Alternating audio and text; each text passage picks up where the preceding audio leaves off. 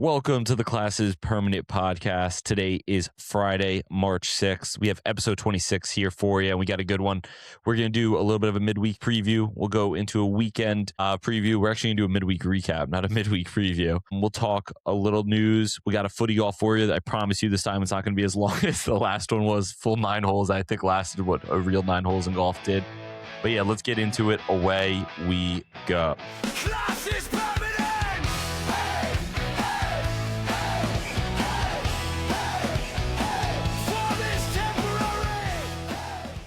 Wagwan General. I actually heard, Pucc, you're going to love this. I was at orientation for one of my jobs, and the guy next to me is Jamaican, and literally sits down next to me, and he's like, he didn't say Wagwan. No, he didn't say General. He was like, Wagwan. And I was like, let's fucking go, man. I was like, that is so pure. Did you do it back? Yeah. Well, I said Wagwan General, and he's like, haha, he sat down. But it was like, It was just so pure. It was like, thank you. Like, you don't know what that meant to me. I wish you were sitting there with me to hear it. But Pucc, how are we? How are we post-op? You're obviously a couple days out now. Yeah, I'm definitely getting better. Good. I have 3 thoughts on my shoulder. 1, best my shoulders felt in years. Nice. Okay. We'll take Definitely, yeah, a positive. 2, I think I can switch to normal shirts soon instead of breakout shirts. I have like how NBA players do the rip away pants? Mm-hmm. Well, I'm wearing rip away shirts because it's easier to get my arm in and out of, because I can't move my arm like past here, like past like that. So yeah, so hopefully soon I can be wearing those. And then 3rd is you need to remember to take the anti-inflammatory pills because I forgot to last night, and it was a rough sleep. Yeah, I was gonna say you need. Yeah, I remember. I just completely forgot. Yeah, it was like one of those where I woke up this morning and I was like, terrible sleep. How come I'm so sore? And then I was like, oh, I forgot to take that last night. I when I got my wisdom teeth out, and these are obviously vastly different injuries and surgeries, but they never told me not to sleep on one side of my, like, when you get your wisdom teeth out, I got them out on both sides. So what they tell you supposedly is you don't sleep on the side that you got the teeth out on, right? You like kind of leave that one up in the air if you sleep on your side, at least. No one told me that. So I slept on one of the sides, and I woke up and it actually like doubled the swelling. Yeah. It was horrific. The other side healed totally fine, and that side did heal fine, but it took so long. And it was literally, I think maybe we asked the doctor after, I was like, why did his face swell up? Or we looked it up, and it was like, this was before ChatGPT. So it was like, things not to do when you get your wisdom teeth removed. Number 1, don't sleep or put pressure on the side that they were removed in. And I'm like, that makes sense. And my mom wouldn't let me take the perks. So I think I got a perk like when I left the doctor, like they gave it to me. And then mom was like, I really don't want you on these. You'll be fine.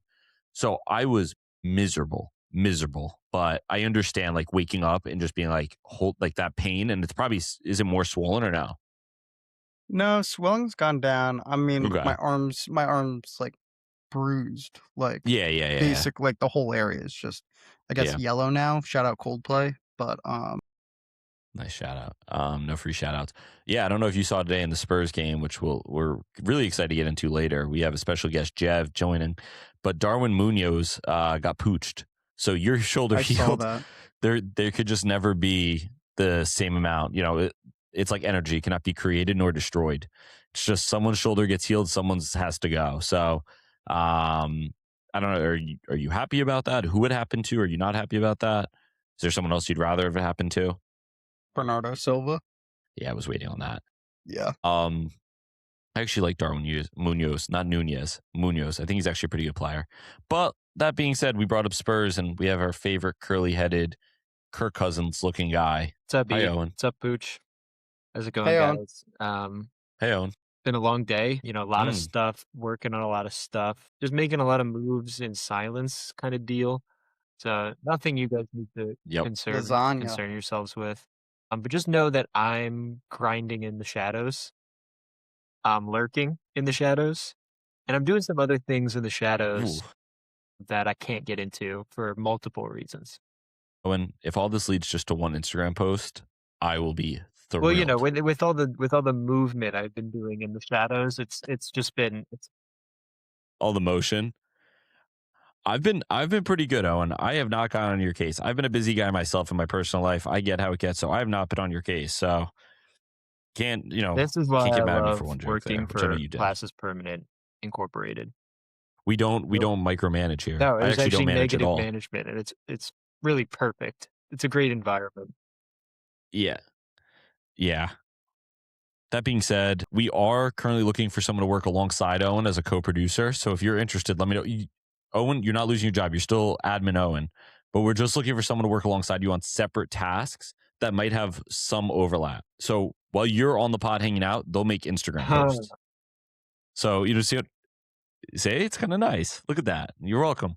You could be like, you don't listen to Barstool, do you? I don't. No. Yeah, so like for me and Pucc, we listen to Part of My Take, or I kind of stopped recently, honestly. I'm just strictly a Classes Permanent guy now, which is kind of funny how that worked. But they have a producer on the show who like originally was a producer, and now he just has become a third person on the show, and he does zero production. Like I don't know what his job is anymore, other than just kind of being on the show, and that could be awesome. You. Yeah, all right. Well, we'll get you a mic. Will this new person be following me with a video camera as I go to PT every week? I would love that. I can't fund anything. I legitimately cannot fund anything. I can barely fund my own life. But this is why we need a Patreon. Okay. We really need to get this thing funded. I'm willing to take on we're willing to take on investors. So if you have ideas or money you want to give us, we're willing to take it on, and maybe at the start of every episode you get a shout out, maybe at the end. I don't know. Okay. Thanks, guys. That was a good board meeting there. I'm gonna be honest. I muted myself. I was ripping cheeks. Hand up, accountability. That you. I thought you were gonna go for another 20 seconds. I had to rip some cheeks. So this pot is down the drain, man. No problem. Let's get into the news. That means that Owen just did not answer me either. He just stared at me too, which is normally a Pucc thing to do. On my end, there was some freezing going on. So I was hoping Pucc would kind of pick up the slack. Hey. Something got picked up, brother. Trust me. Okay. Nottingham Forest tell Edu to stay away from facilities. Pucc, you're a former Edu fan. Talk to me. Yeah. I mean, this was bound to happen. I mean, he brought in, 2 or 3 different managers, and they all failed. I think I told you when they fired Dyche, I was like, I think I went into like a mini rant where I was like, they need to get rid of Edu, not Dyche. And looks like they're going to get rid of both. I mean, I think it's probably for the best. He's like a decent sporting director, but he'll never be like a great sporting director. I'm like, this is going to sound so bad. And maybe it's because my dream is to be a sporting director. I just like some of these people make it look so complicated.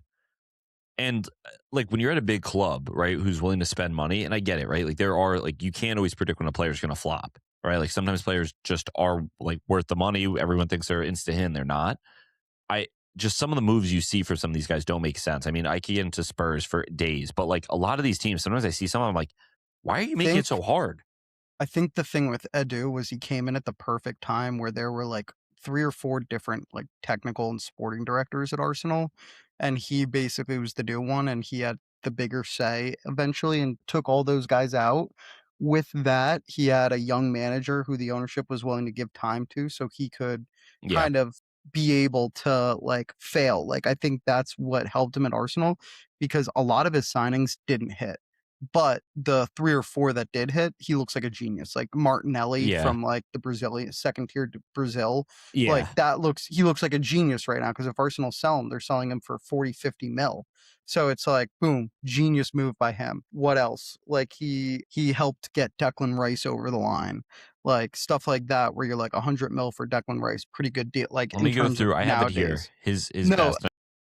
A lot of them are going to be bad, but like my point is that at Arsenal he was given the ability to make more mistakes because it's a bigger club. At a team like Forest, like you're not allowed to make like one good signing out of every 10 because they're not that type of club. Yeah, I mean his top 5 at Arsenal were pretty massive. I mean Declan Rice, but obviously for 100 million, like right? Like if Declan Rice flopped, that's you almost can't blame it on the sporting director at that point, because like there's clearly an outside factor. David Raya, good signing. Gabriel, obviously probably Premier League player of the season, or at least in contention this season. Mm-hmm. William Saliba, and then number 1 here on this list was Martin Odegaard. Now there are more on this list, like Martinelli's 7, Jorginho's 8, but like I'm not giving like I'll I'm not also putting say, Jorginho at 8. yeah, Jurrien I'll Timber. also say with the David Raya one, that wasn't because of Edu. That was because David Raya, like our goalkeeping coach, coached David Raya when he first came to England. But like those, like that was because you remember it was like, oh, he's going to go to Tottenham, and then he said no and came to Arsenal. It was because he like literally heard from his like goalkeeping coach. He was like, hey, Arsenal are now interested, and he was like, all right, away with Tottenham. I want to go with my goalkeeping coach. So like that one I can't really put on like Edu. But like if you go down that list, like he made like 30 something signings. And like the fact that we're sitting here and we're like, well, Jorginho at 9, like is like decent, like should show you like the fact that you made 30. Like he signed Albert Sambi Lakanga for like 15 mil. He signed Fabio Vieira for like 25, 30 mil. And it's just like some of those you look at them, like I'll throw a name out there for you and you're going to be like, who's that? Alex Runarsson. No idea. He signed him from like the Iceland Premier League or whatever. Don't give Owen names because Owen's going to put these in a mystery 11 and we're not going to have any idea how to. True. I won't go too deep, but like I will say one thing that I really liked from Edu during his time as sporting director was he was creative with how he signed guys. So like there were certain players where it's like he found a creative loophole. Now the only issue is took super long to make deals happen. So like any Arsenal fan will tell you Berta, the new sporting director, changed our lives because he's able to basically like Mascara, nobody knew about it. And then the next day we sign him. Like it's like stuff like that where it's like just boom. Like we a lot get of the him. sporting that's like become a new thing. I mean, with Spurs at least, when we first got Johan Lang and Paratici, that's how it was. Like they were just there were players we were linked to, but it was always like I was in London when we signed Basuma. Now I don't know if that was the first summer under Paratici or not, but I remember I was in London. I woke up and I checked my phone and it's Yves Basuma's joining. Here we go to Tottenham. And I was like, where the hell did this come from? Xavi Simons was a lot like that. But even before that, the Morgan Gibbs White deal and the Kudus deal happened at the same time. And we were not linked to either one of them beforehand. So like it is definitely, in my opinion, at least the best way to go about business. I like it more because I'll just say too, because last summer Arsenal were obviously heavily linked with João Garcia. And one of the reasons we didn't get him was because Edu took so long to make the deal happen that he basically was just like, you want to what? Like the deadline ended, like the transfer window closed. And like we were sniffing around, like we were like putting in bids, but like the bids, like his thing was he was gonna undersell the bid. So if like Garcia was worth 20 mil last year, he put in like a 15 million bid over like 5 installments. You guys also were signing him to be competition with David Raya. Like, you know what I mean? Not to be the undisputed starter. We were, but he basically said like he quote unquote like agreed to personal terms with us. So like that part wasn't the issue. It was the fact that they had a set price of like 20 mil and he just would be like 15 and 5 installments. They'd reject it. He'd then be like 15 and 3 installments. And they'd be like, no, we told you 20 mil. And it got to the point where just the transfer window closed. And a lot of Arsenal fans were like, why didn't you just give them the money? Like, it's not like he was 70 mil. Like, so he's a little slow with stuff, but I think we have enough Edu talk. Yeah, 100%. All right. Did we talk about this on the last episode? Rodrigo tore his ACL. No. We didn't talk about this on Tuesday, right? And I think maybe it happened, Tuesday morning, so that's probably why. But definitely sad. That Madrid team is beat up, but like the saddest part about Rodrigo is obviously missing the World Cup. The crazy part, though, is if I'm not mistaken, a report came out, he's been playing with a small tear in his ACL. I don't know if, did you guys see this? And I don't know, like that, I don't understand how you have any tear in your ACL and play. I mean, I don't know. Tougher than us. He's just a dog. Yeah, he's just a dog. He'd been managing a partial tear since 2023. And then he sustained a full rupture, which is going to require, a full year surgery or whatever. So that sucks for them. Probably missed out on a big signing, big move this summer too, because I'm assuming he would have left. I don't know if he would have left, but like he was having a good year. And like you're sitting there and you're like, not only do I not play in the World Cup, but like if there are signs that Arbiola doesn't want me or whoever the next manager is doesn't want me, I'm now like, it's not like I have like Arsenal, Tottenham, City, Liverpool knocking down my door. I now have like Brighton, Monaco, Leipzig knocking down my door. Yeah. But I was like listening to you, Yeah, and I do hope that they let him go. I think more international teams should allow guys that like get hurt to join the team if they want to. Like yeah, obviously some guys might just be like, I just want to go home, spend my summer and like relax. yeah. But like, No, you want to be part of the squad. yeah, like if At least I would. only for guys that like it's like like that were shoo-ins to make the roster. He'd Like, arguably be starting. I mean, you know what I mean? He wasn't a fringe guy. He'd be arguably in the 11. Yeah, like it's good to have those guys around. Like if like a Palmer or a Saka or Harry Kane got injured, knocking on wood, before the end of the season, like you'd want those guys in the team, like around the England camp to kind of keep the spirits high. Wait, Pucc, real quick question. What national team do you support? Obviously the USA, but do you support Italy? Like, is that like your Italy, I Ireland? didn't know that. I did not know that. I knew Owen was a big Ireland guy because obviously Italy, Ireland, and he then told us the depths he'd go to see a World Cup win. yeah, and then I like watching different teams with their styles. So like I really love watching the Dutch because they play such a unique international style. The Germans as well, I like watching because they play, or they're supposed to play historically, like kind of like a rough, like just robotic style. Or Brazil plays more of that flair. Argentina plays more of that kind of like rough style with like a bit of flair at the top. Like they always have flair with Messi at the top, but like their defense and midfield are just bastards. So I think I actually I do really enjoy watching international soccer just because there's so many different conflicting styles and ideas about how to play the game that go on and go against each other that I think it makes it's more entertaining on that side of things in terms of all of that. I'm actually currently reading a book on the history of the World Cup, but right now I'm on 1934. So Okay. I'm Very 2 nice. World Cups in. All right. That's pretty cool. What's the name of that book? I think it's the history of the World Cup. That's it. I don't know. I don't know the title off the top of my head, but I do know, and I'll keep this brief because I've read about 70 pages already. So I'll keep this to about 20 seconds.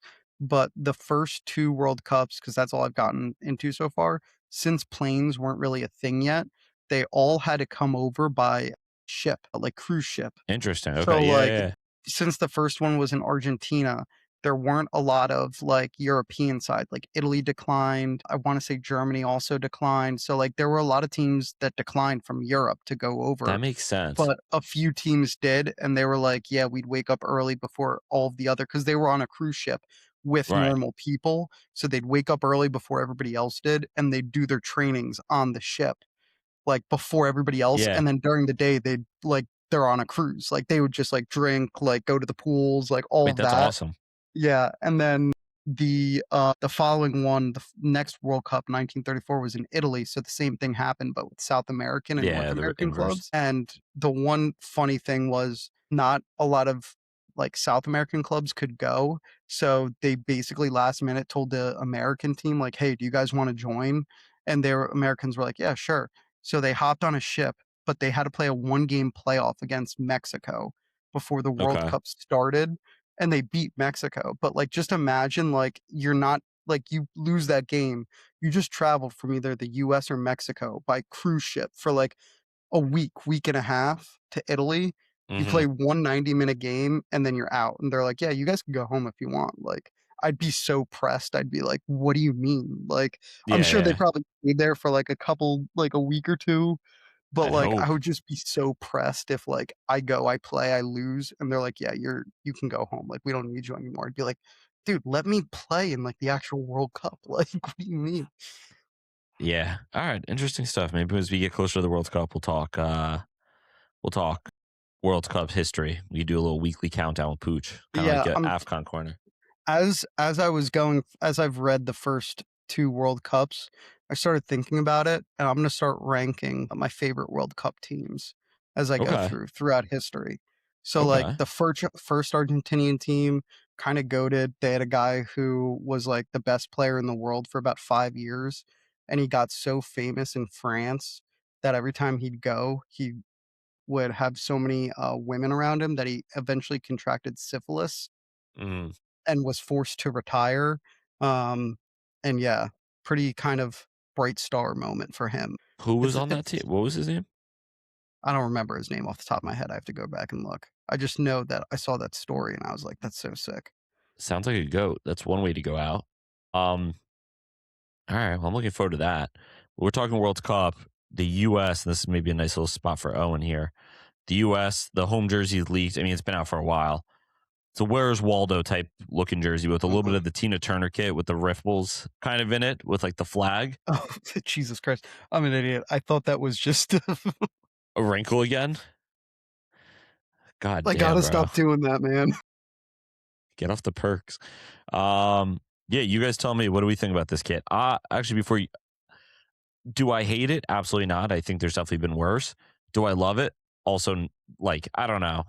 I get like they probably tried to go bold in USA. Like, I don't know. Yeah, I hate it. I hate it. Yeah, I'm not a fan. So you want to know what jersey? You want to know what jersey they should have done? Look up the 1994 USA jersey. 1994 USA World Cup jersey. I'm pretty sure that was a World Cup year. What pisses me off is that they had the Waldo. Like, it's a perfect kit, and then they went and added these like ridiculous looking like stripes on it, or just added this texture on it, which just absolutely decimates the design. Is this the one you're talking about, Pucc? The one that like, yeah, everyone I feel like has this one. So this is actually what the away kit is based off of. Have you seen the away kit leaks? No, let me look this up. I did not know that. Oh wait, is that the away kit right? Oh, it's actually impressive how they did the same exact thing with the away kit that they did with the home. In that they've taken a really beautiful kit and we're like, yo, let's revitalize it for this big World Cup. And then in doing so, they just ruin it. Yeah, this is not good. I have it shared here on my screen. Not the coupon codes. That's just horrible. It looks like a training top. Yeah, I think we have to kill Nike. I feel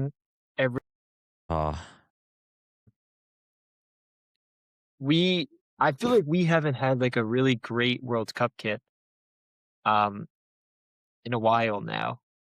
Yeah, no, I agree with you. That's absurd. That's absurd what just happened to us. So I'm on Footy headlines and I'm scrolling the away kit. As I scroll down, whatever, there's like 2 pictures of the jersey, and then there's a person who is missing their arm who's modeling it, which is no problem there. But the way it caught me and Pucc both off guard, if you guys heard the ooh, that was both of us reacting at the same time. Not the back ankle. Not the bad. Just one bad day away from being that. Not the arm pussy. Now they have a kid with it. God. Oh my God. Yeah, the kid sucks. I don't know. How does he do throw? No, never mind. All right. What? We're not. What did you just say? We're not. What did he just say? We are not gonna harp on this poor one-armed kid. I have no problem with him. Just really was not expecting that when looking at it, and then whatever. Let's move on because Pucc, I don't know what the hell he just said, but whatever it was, I'm worried. This just broke breaking news that Iniesta has now become the sporting director for the Moroccan FA. I know for a fact he's been taking coaching lessons, like, courses, and he's talked about like wanting to get into like the business side, the front office side of footy. So I guess this makes sense. It's just kind of a funny job. Is he Moroccan? Like I know he's Spanish, but like, does he have any Moroccan ancestry or no? I think none. I'm like, this is my favorite footballer of all time. If he does, it's a surprise to me. Like, he is born and raised in like a small, like little town right outside of Barcelona. And like his fully 100% Spaniard. I'm going to take a quick look as we talk. What are you doing, Pucc? I have to, put my arm up and down every few hours, and it just so happened to coincide tonight with the podcast. I was gonna cut that, but maybe I'll keep it. Yeah, long story short, the dude's not Moroccan at all, which I mean, whatever, it's fine. It's just kind of like a funny job, you know? Like I don't know. He's never even like been a manager. He's never been on that side of the business. They just Yeah, immediately I give him don't the know. I don't know what the sporting director, because every nation has one. Like, I right. don't know Like what do you what they're, because like the coach is the one that calls people up. Like, is the right? sporting? I guess the sporting, but even like in terms of dual nationalities, the coach is the one that mainly talks to him. Maybe in terms of like finding players and telling the coach like, "Hey, go scout this guy," or maybe working Yeah. more so with like the under 21s, under I was just 19s, about to say being he's like, probably the one doing a lot of the call ups for like the academies. I feel like those yeah, managers probably don't have the same power, and those managers are also. I mean, the Moroccan head coach is probably he's full time as with Morocco, but he's probably like going around the world like catching their games, and then Iniesta's probably looking out for like the women's team more, the academy. I guess. I mean, good for him. I hope to see him one day on a touchline for Barca or Spain or working within the club. That would be awesome. But just felt like a very random report. You know, it's not like he's been doing this. Like even Xavi went to Qatar and managed before he kind of came back. You know, and it feels like yeah. Iniesta kind of retired, took some courses, and all of a sudden he gets like a sporting director role. But good for my goat. I have Iniesta over Ronaldo all time, greatest players. But we'll leave that debate for another day. Owen likes it. I do. I do. It's Good. inspired. Pooch. Yep. We'll leave the debate for another day. All right. Lack of ball knowledge, Pooch. All right. Let's get into it. A little midweek recap. Let's go through the Prem games. I called this one correctly. Leeds fall to Sunderland 1-0. I did not watch this game, but Pooch, you had to hear scrappy game and horrendous officiating. Talk to me a little bit. Yeah, it was definitely a very championship game in terms of like it's not like free flowing football. Like it was a lot of fouls, a lot of chippiness. I It was mean, like these two Brexit. teams, yeah, like a lot, like you could tell these two teams don't like each other from last year in the championship. But it definitely was one of those games where you could see like both teams like wanting it. Like it was a really entertaining game in that aspect. And then the officiating, it went from like it. He like the first half it was like he let a decent amount go, and then the Okay. second half, it was like every little thing was a foul. Like, if I breathed on you, like, I'm getting called for a foul. And it just, like, did not help with the emotion of the game. Like, the emotions were already running so high, Yeah. and, like, that, Ellen Road is already a cauldron, so anytime I something went like that. against Leeds, like, it was like the place would erupt, all of that stuff. But no, I think I mean, I think the game probably should have ended 0-0. They Yeah. definitely deserved the PK, Sunderland. The goalkeeping on that PK was horrendous. I don't know if you saw the clippy, but basically, I forget who took it for Sunderland, but he basically put it to, like, the goalkeeper's left on the ground. Okay. Not like a wicked hard shot either, and not like in the corner. The goalkeeper literally got hands on it, and it bounced over him. Like, he was diving, got his hands on it, and it after it hit his arm, it bounced over him. So he could have saved it. Yeah.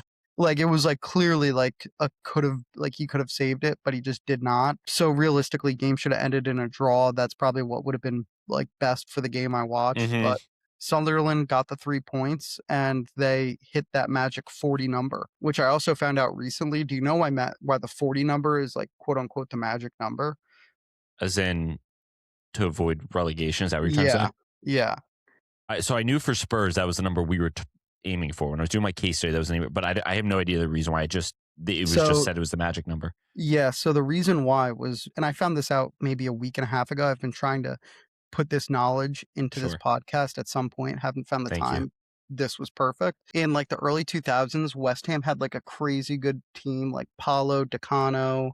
Yeah. I think Rio Ferdinand was on that team as well, maybe Lampard, I'm not sure. But Okay. basically, like, a really good team that, like, what they did not expect them to go down at all, but the league at the bottom was so good that year that they ended up on, like, 42 points, and they went down, but they're considered, like, the greatest team ever to get relegated because they were so good and actually had a decent year that year, but, like, everybody else was also pretty good, so they ended up going down on 42 points. So that's why people for like the past 20 years have said 40 points is the marker, because no Interesting. That team makes should be sense. that good and go down. Interesting. Okay. I kind of just assumed it was more so like some type of calculation. You know That's what I what I always mean? thought Like too. the average is like 35 points or something. You know what I Mhm. mean? Or like 34 or something. Like because of that, you just got to stay above. But that's funny. That makes sense. I don't know if I like it more than actually just calculating the average, but I'm sure the average is probably close to it as well, though, where it's like the mathematic probability of if you get 40 points, it's like 99% that you'll stay up because 100, that is considered like they got 42 and they were considered like the greatest 36. team ever. Yeah, So so it's like so around that area. the average is 36. Yeah, but 40 exactly. But 40 is the safe zone, but exactly like 38 it says you have an 80% chance of staying up. So I Yeah. guess 40 is just where they felt comfortable. But yeah, okay, interesting. That's good stuff there. That's at least when prior to the Arsenal game, Spurs needed four. I was trying to figure out how many points we need to take out of our last, I think that was 12 games remaining. So it was like at that point, it's like, all right, oh no, sorry. It was, yeah, we had 12 matches remaining, including Arsenal. We needed to get 11 points because we're on 29. And so, like, I was like, all right, you lose the Arsenal game, that's whatever. Now you have an 11-11. You could generate 1 point a game. And obviously, if you win a game or two, that obviously completely, like, Mhm. changes your average. They obviously lost 3. I'm saving any Tottenham talk until we get JEV on, which he should be on. We're going to probably end up cutting and throwing him in here at some point because what has happened today was horrific. I'm going to just leave it there. Villa folded Chelsea 4-1. So for those that don't know, and I say this all the time, I didn't watch this game. I was watching the Barca game. So like I can't watch all 3 at the same time, especially when my team's playing. So I check the scores, I'll watch the highlights, I'll look at the box score. Pooch, did you watch this game, the Villa Chelsea game? I was in and out of this game, so I didn't Okay. like fully watch it, but I watched like different parts of it. And I just think Villa I mean, you talk about Tottenham has no bench because they're injured. Villa has no bench and they're all healthy. Like it's just like Yeah. they have like if you could turn injuries off, Villa would be still in the title Same spot. conversation. Yeah, like if you turned injuries off, fatigue off, like Villa would be like challenging for the title right now. Like that's how good of a team their starting 11 is when Yeah. healthy and fit. They just like it's just so tough to basically have like 14 guys that you can rely on and Yeah. play every 3 days. Like so 100%. I like when I watch them it's just they just all look gassed. Like they score within the first 2 minutes, that's great, but like there's 87, 86 minutes left. My math was wrong. But they're just gassed. That's why I think they're going to be out of that 4-person pile up between Yeah. 3rd and 6th place. I think they're going to probably finish 5th or 6th Yeah. because they just don't have the bodies to compete with the other teams. Yeah, they have United up next. Chelsea and Chelsea are only 1 win below them, at least points wise. Mhm. It's 48-51. Chelsea have Newcastle next, which should be winnable. And Man United have, I mean, you definitely have a pile up there at the top. Liverpool's got Spurs next, so that's awesome for them. Congratulations, Liverpool.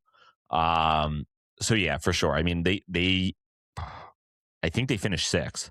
I think Chelsea and Liverpool will finish ahead of Villa. Where United, Chelsea, and Liverpool finish, I don't know. Yeah. I could totally see Liverpool finishing number 3, just getting hot, whatever. But that's neither here nor there. Yeah, it's always sad. I mean, I've talked about it. Like a lot of Spurs fans hate Aston Villa. I don't really hate Aston Villa because I just always go back to like the Jack Grealish days and when they were like the team that everyone kind of wanted to come up from the championship because like they're a historic club. But now they're kind of annoying. But again, like I really like Morgan Rogers. So like it's a team I do like. Ollie Watkins, obviously, when John Duran. Should we talk about John Duran? Does anyone know how he's doing? No, we can save it. All right, yeah, we'll save it. All right, let's get into it here, Pooch. Brighton lose to Arsenal 1-0. I only wrote this because I saw a lot about it, and I've just seen a lot about this in footy in general this year, and I mentioned it during the Spurs game in a separate group chat. That pissed me off. So I guess Fabian Hertzler goes off, he goes off on a tirade saying that Arsenal, he doesn't ever want to play that way, the way that they play. I mean, Pooch, you could talk about it. You say what he said. If not, I'll just get actual quotes. In the words of Mikel Arteta, what a surprise that Fabian Hertzler is talking about Arsenal again. Here's a guy who says that he doesn't want to play the style of play Arsenal does. But Arsenal's top of the table, have just won 20-something games this year, and his team is languishing in 14th with 9 wins. And he's sitting there saying he's too good to play that style of soccer. Buddy, you're going to have to learn that style of soccer if you want to keep your job. I agree with him at points where I do think, personally, Arsenal take long on corner kicks, but I don't think he can sit there and say they're taking so long when his team, after they commit a foul 4 or 5 times in that game, punted the ball away. Like, they would commit a foul a couple times and just punt the ball. And it's like, what do you want us to do? It's middle of the field and your player just put it into the stands. Rosette. Like, what am I supposed to do about that? I also think if he spent more time focusing on the game itself instead of complaining to the fourth official that there was time wasting going on, they probably would have been more prepared to play us. I think if his goaltender didn't let a ball go through his 5-hole for our only goal, he would have had more time to focus on his game plan instead of complaining. I think he just complains all the time. I think it's not just an Arteta thing or an Arsenal thing. There's a quote from Enzo Maresca that he basically said, that guy complains all the time. I don't want to even discuss him in a post-game interview against Brighton. So it's clearly a thing where this guy just complains and complains and complains. And it's like, if he does as much time complaining as he does coming up with tactics, maybe Brighton aren't in 14th right now. Maybe Brighton have more than 9 wins this year. Maybe Brighton aren't out of basically every single competition by March. Gotcha. My case. So, Pucc, do you enjoy the way Arsenal play? Ethan, it's not about enjoying the way a team plays. It's about getting 3 points. I just answered it. So, for you, it is purely results. That's what makes you happy. I think at this point where we are in the table, if I said, no, I'm so mad that we got the 3 points against Brighton playing that way, like, you'd look at me with 4 heads. If it gets us 3 points, I don't care how we play. I don't care if we play with a dog on the pitch. If it gets us 3 points, that'd be awesome, honestly. That would be great. Yeah, that I wouldn't would be care great. either. That would be great. You should probably play a little more attacking. If we get 3 points at the end of the day in a title race, it doesn't matter. The goal of the game is not to be, if it was who plays the prettiest style of soccer, you'd be looking at certain teams at the top of the table that you'd be like, really? They're there? Like, it's about picking up points, getting wins, getting draws, not losing. This is a very Chelsea right thing now. of you to say. I just want to make that clear. And that's fine. How many titles have Chelsea won? How many Champions Leagues have Chelsea won? How many Prem titles have they won in the past 20 years where Arsenal haven't? Just glazing another team for free. Totally glazed them for free. You could have just said, yeah, they win. You just glaze them. You just glaze them. No, I'm just saying, I'm pointing out a fact. Chelsea, when they won in 2005, they had the best defense of all time in the Premier League, only gave up 15 goals. We laud that. We sit there and we go, wow, that team was amazing. But they just played good defense. They just didn't let up goals. Nobody ever talks about their attacking style. If Arsenal go on to win the quad this year, in 20 years, people are going to look at the Arsenal team and be like, didn't play the best soccer, but they go down as one of the Premier League great teams because they won the quad. Yeah, I don't know. It's at the end of the day, and maybe you guys don't understand this because you guys are in 16th and you guys play pretty soccer with or a trophy. But if we win the title, put Europa League on the table.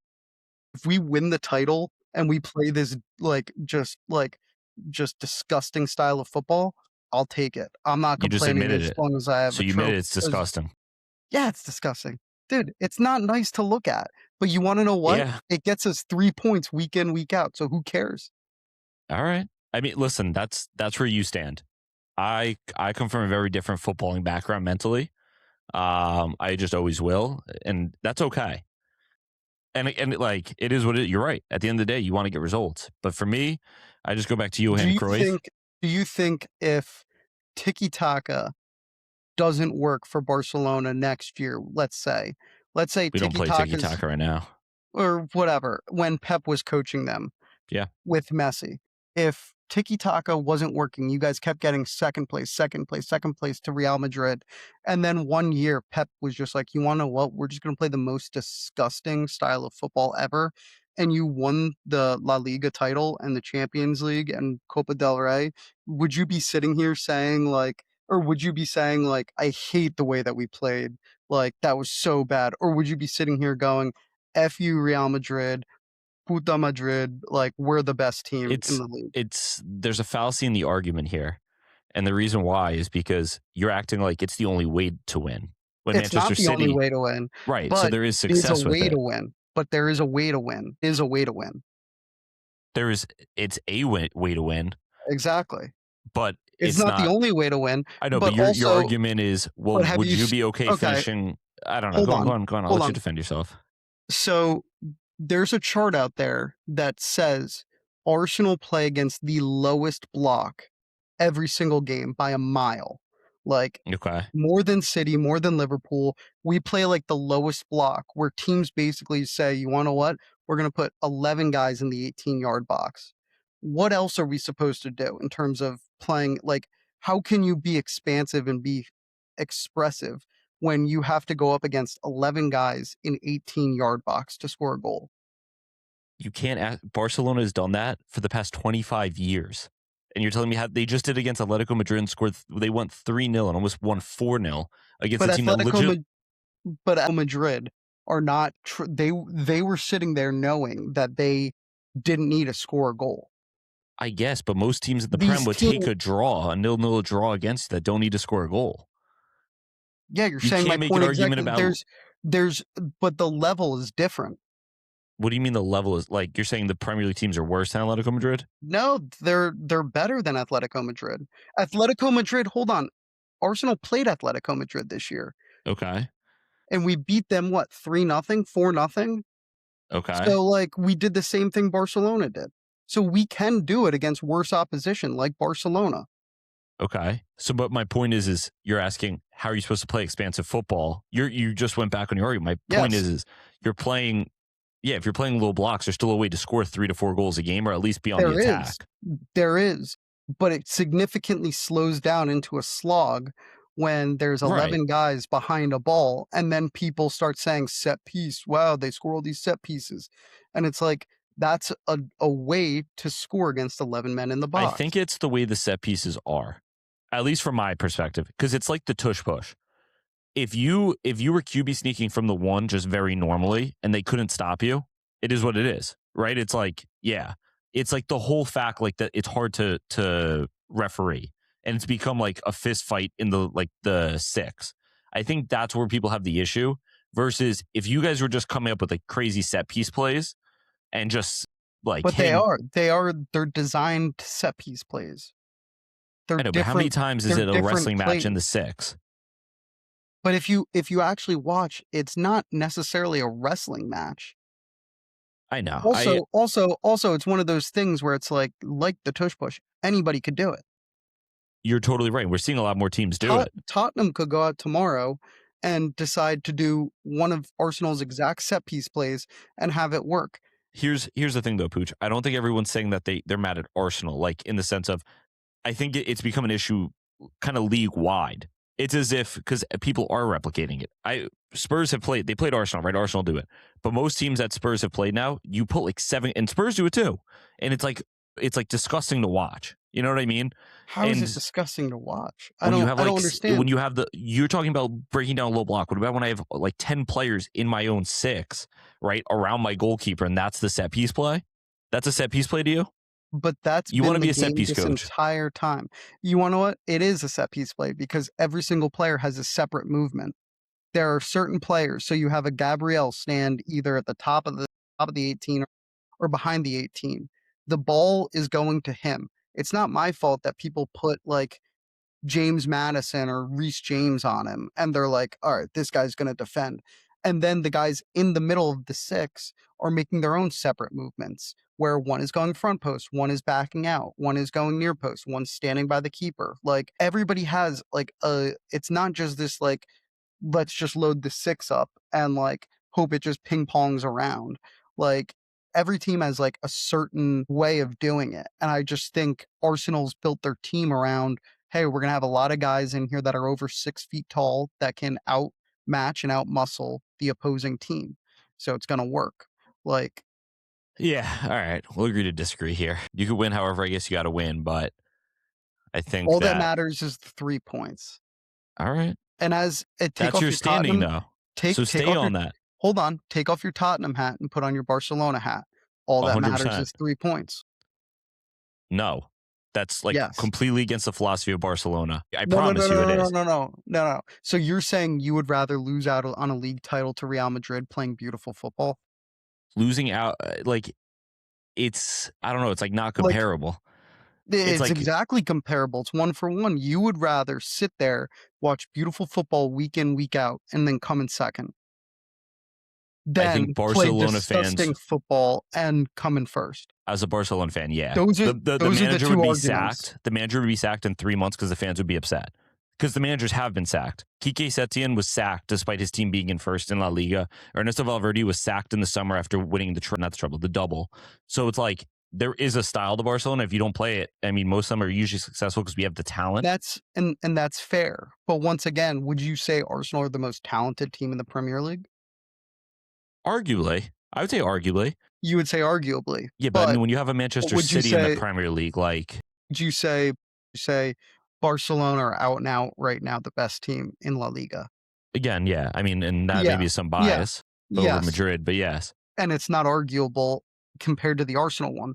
So when there's a team like a City and a Liverpool in the mix, you have to play a different style to both of them if you want to win. And that's the way Arteta's done it, because he tried in that first title run, if you remember, to play that beautiful style of football that City do. Yeah. And he got beat out by Pep. So he decided to go a different route and play a disgusting Stoke City away style.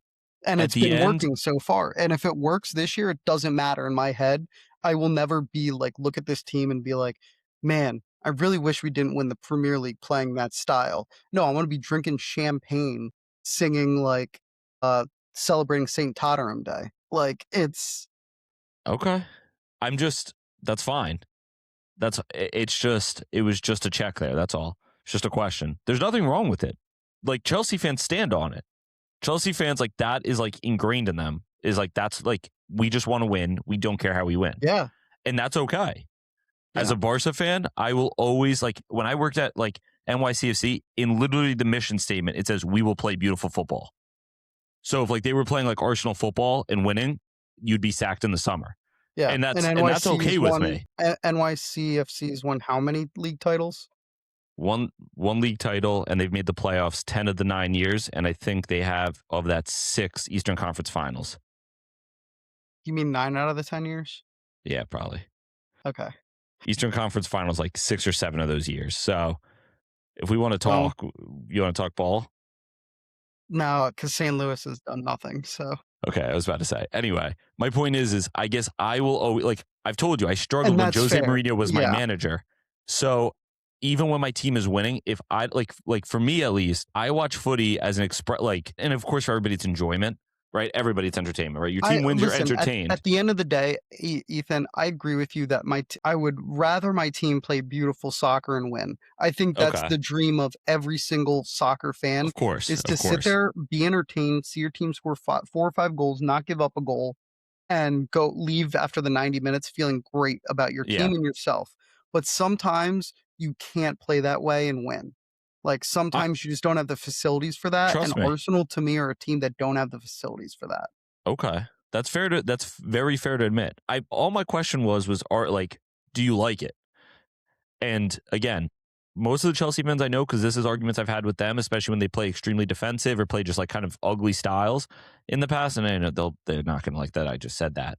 But I guess it's the same thing with Real Madrid. Like, Real Madrid, like, don't play pretty footy to me. They've always scored a lot of goals, so I think they come off as that way, but they don't. But again, Diego Simeone's made a career off it, right? Now, I think he's a little misunderstood because his teams are relatively actually attacking. But my point here is, like, I would greatly struggle if I was an Arsenal fan right now. I would be conflicted because, like I said, and I've said in the past, like, when Jose Mourinho came to Spurs, I was strongly conflicted because we were starting to get results and we were starting to look good, but I really didn't agree with it. Like, I couldn't, like, you know what I mean? I couldn't co-sign it per se. I was like, this isn't for me. I grew up on Arsene Wenger teams where it's like you don't win and you get bullied off the park, but like you have 3 or 4 goals where it's one touch passing for 50 yards.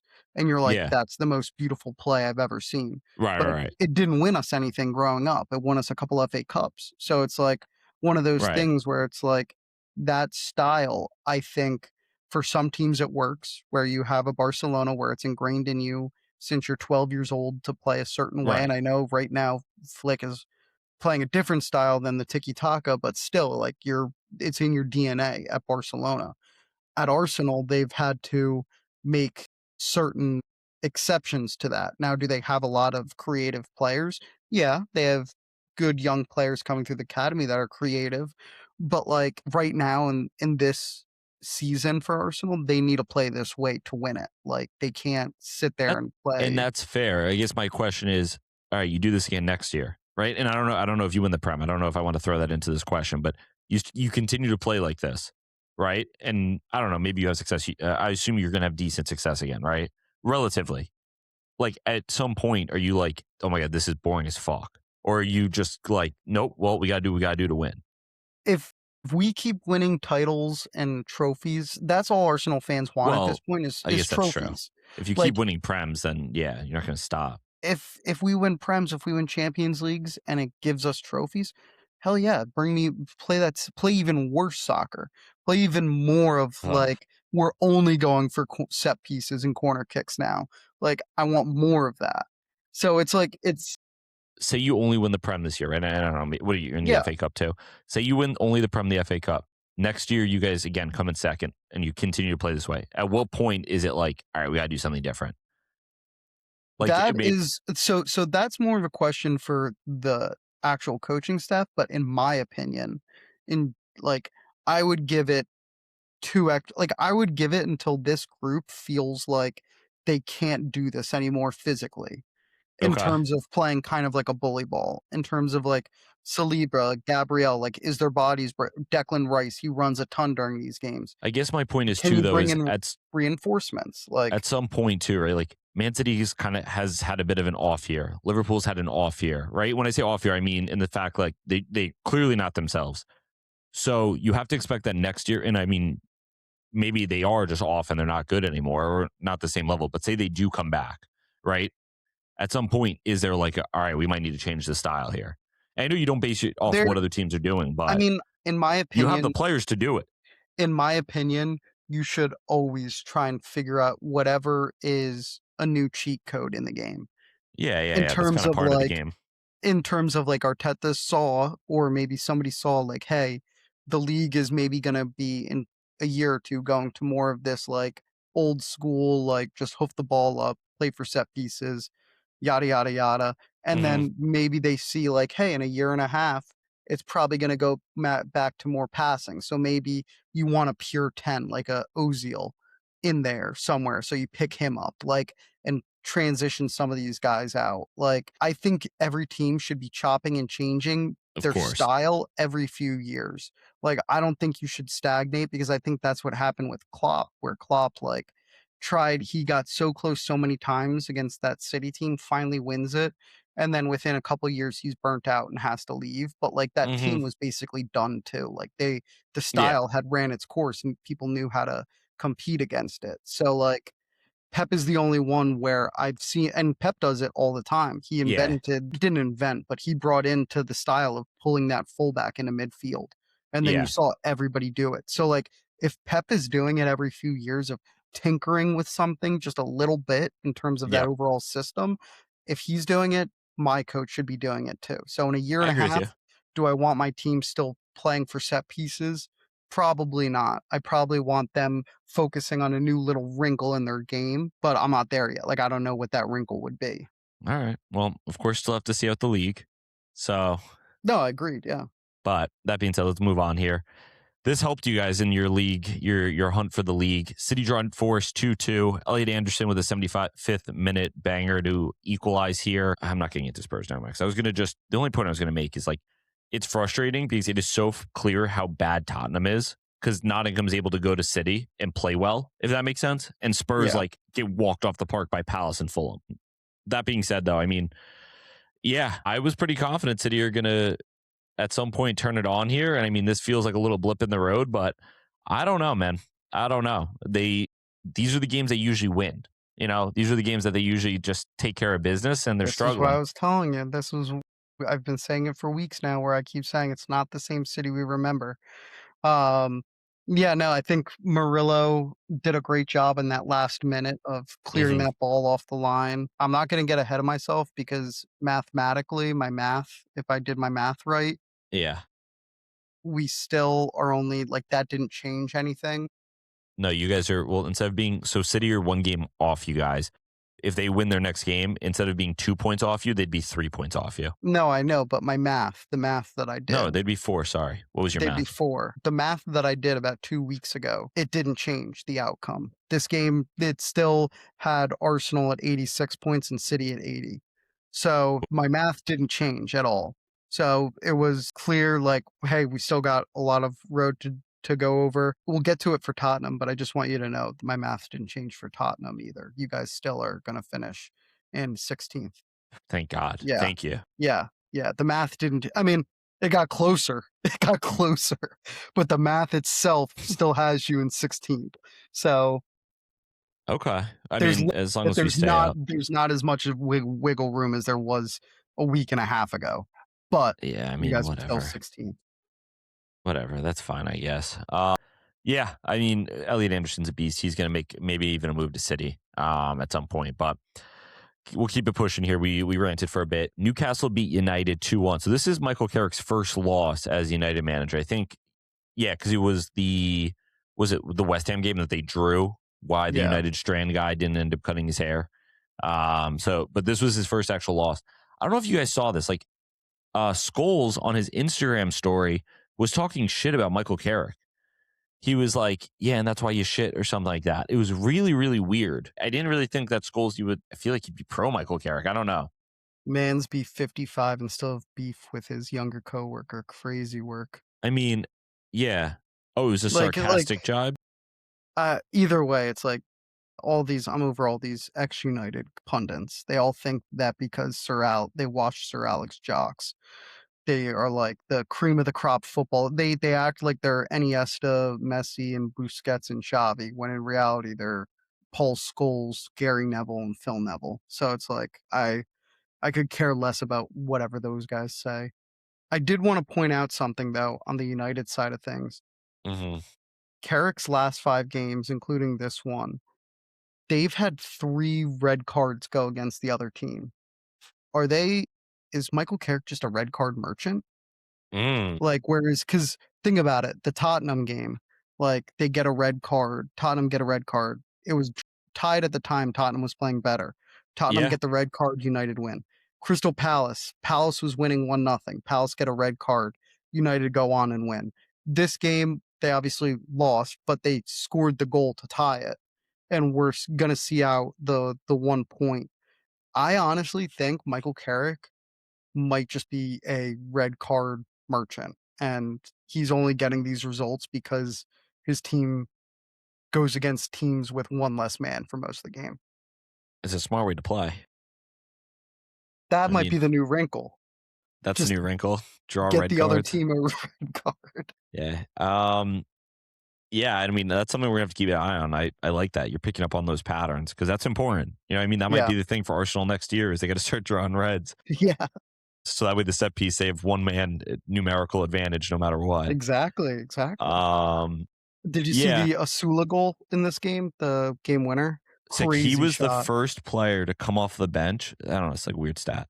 First player to come off the bench and score an equalizer against Man United in the 90th minute ever. Someone quotes you as like some stat that, and I don't know, like it is kind of a sick stat, but yeah, United. It's funny because you were talking about just like the Sir Alex Ferguson thing. Probably the greatest prem manager of all time. Maybe Pep's ahead of him. I don't know, but like a little overrated. I don't know. And maybe I get shit on for that. A little overrated.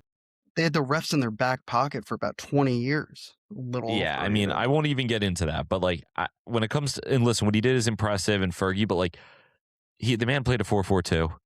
The man just had like the best team on the pitch.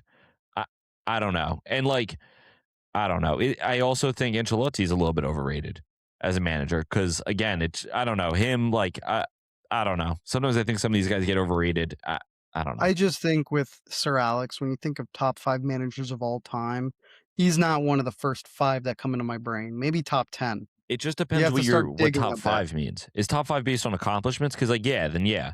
But if we're talking about like it's the same thing with like a talent versus like who's the best, right? Like if we're talking talent wise, yeah, like it has to be probably like Messi, Ronaldo. But like this is where like does Pele get thrown in there? You know what I'm trying to say? Like Adriano. Lidar one time brought up Adriano in a conversation. It just brought me back to that. But like, you know what I'm trying to say? Like, Yeah. with managers, like Pep is probably the most undisputed number 1 manager of all time when it comes to just actual like changing the game and philosophy. But like, you normally probably go number 2. Like, well, maybe it's Ancelotti, maybe it's Jose Cruyff. Mourinho. You'd probably go Cruyff though. You know what I mean? Or like some of these guys that maybe Luis like Enrique is making a case for himself. guys like that, who in my eyes, it's like they actually changed the game. Now, if we're talking just awards and trophies and successes like that's where things change. Like, yeah, you can't have a top 5 without Ancelotti. You probably can't have a top 5 without Mourinho then. You probably can't have a top 5 at that point without Fergie. You know what I mean? But like, if we're talking actual managerial, and I mean, maybe Jose has more of a say in this than Fergie and Ancelotti because he did have kind of his like tactical ways. But I don't know. I've always thought like if you want to talk about one of the best managers of all times, no problem. Fergie was the CEO. You know, we talk about that all the time in like college football, right? Like your CEO versus like your tactician versus kind of like your recruiter and like the different profiles.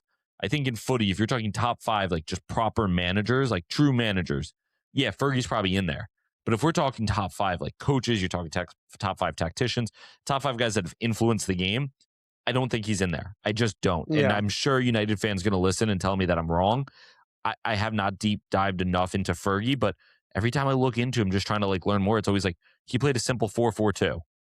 And I'm just like he didn't invent that. You know what I mean? Like he may be perfected, but he did not invent that. So I don't know what to take from that. I'm a little contradictory because I've also said like I also don't like guys that tinker too much. Like sometimes I do like a simplistic view, but I also would not put, I don't know, say Michael Carrick goes on to be an amazing manager. He just continues to play a basic 4-2-3-1. I'm probably not going to say he's a top 5 manager of all time, you know, but I can say he was a good manager. He kind of was able to throw a team together. I don't know. That was my rant. Wolves, they pull off a huge upset on Liverpool too. I did not watch this, but like, is this Wolves what, second or third win? This second win, I think, and then they drew Arsenal. So I think I saw if they go undefeated for the rest of the year, they actually hit like the 40-point mark or 30-point mark or something like that. But like basically it's like they still have a mathematical probability of staying up. They just need to win every single game. Do they? Yeah. Because they're on they were like mathematically 16. They're on 16 points now. And technically what West Ham and Forest are on 28, so 12 points separate the two. So, like, if they go on and get 24 points out of the last 24 games, like, they just need the other teams, West Ham, Forest, to drop a few, Yeah, and you're they're right. staying up. Like, They have a 99.99% probability of relegation, but they play in their next 4 games, Wolves play 3 relegation 6-pointers. I know Spurs are the final day. That would be insane. That would also be the most Spursy thing of all time for Wolves to pull themselves out of the depth and Spurs to get relegated. Whatever, I can't talk about that. The crazy part, though, and we'll talk about this in the weekend preview coming up, Wolves also are going to play Liverpool again this Friday, or I guess today, in the FA Cup. So I don't know. You think Liverpool keep that magic, or excuse me, Wolves keep that magic over Liverpool? we have to see what Liverpool come out with in terms of a lineup. But if Wolves are playing their starting 11 versus a backup of Liverpool, I could see it happening. Like, crazier things have happened. It's the magic of the cup. Now, would Wolves be the first team to ever be relegated and win the FA Cup? No. Wigan Athletic did Wigan. it in 2013, but that would be a crazy feat. I mean, Also, we're obviously, Tottenham might do it too. no, we're not in the FA Cup. We'd be winning the Champions League, though. I would take that trade-off, by the way. I would take Champions that League trade. and dude, I'd take that too. I don't care. Oh my God. Well, here's the thing. You're not saying anything crazy to me. We have 0. You have 0. Yeah, We both are in the same boat. Something I would say about Spurs, and I don't know where I'm going to put me and Jev's conversation when he jumps on here because I'm going to cut it back in, but I actually I don't want it to happen, but I think Spurs being relegated would actually be the best thing to happen to them. Legitimately. I don't want it to happen because it would be horrible. Like, it would just suck as a fan. But if we're talking like 20 years down the road, I get to look back. Like, this is like Barca having the financial issues and having to turn to the academy and not just continue to throw money down a drain because we got away from our ways. Where I feel like if we were to go get relegated, you have to sell half the club, right? Which is okay. The ownership cannot, there's no more that they can just kind of turn a blind eye. Everyone, front office clear out. You know what I'm trying to say? Versus, and you pick up Matt Target to play left back. That'd be great. That'd be awesome. And Loki, the championship would probably be fun for a year. Well, nobody said it's only for a year. No, but they just increased the playoff from 4 teams to 6. So we just have to be in the top 6. We just have to be a big 6 in the championship. No, you have to be big 8. Why? Top 2 automatically. Yes. Get promoted. Good point. I'll take our odds there, but yeah, we're not going to talk Spurs right now. All right, quick around the world. So, all right, we highlighted this a little bit earlier when we were talking Arsenal, Barca, different styles of play. So, Barca do end up falling to Atleti 4-3 on aggregate here. Every Barca accounts post, every Barca fan said it.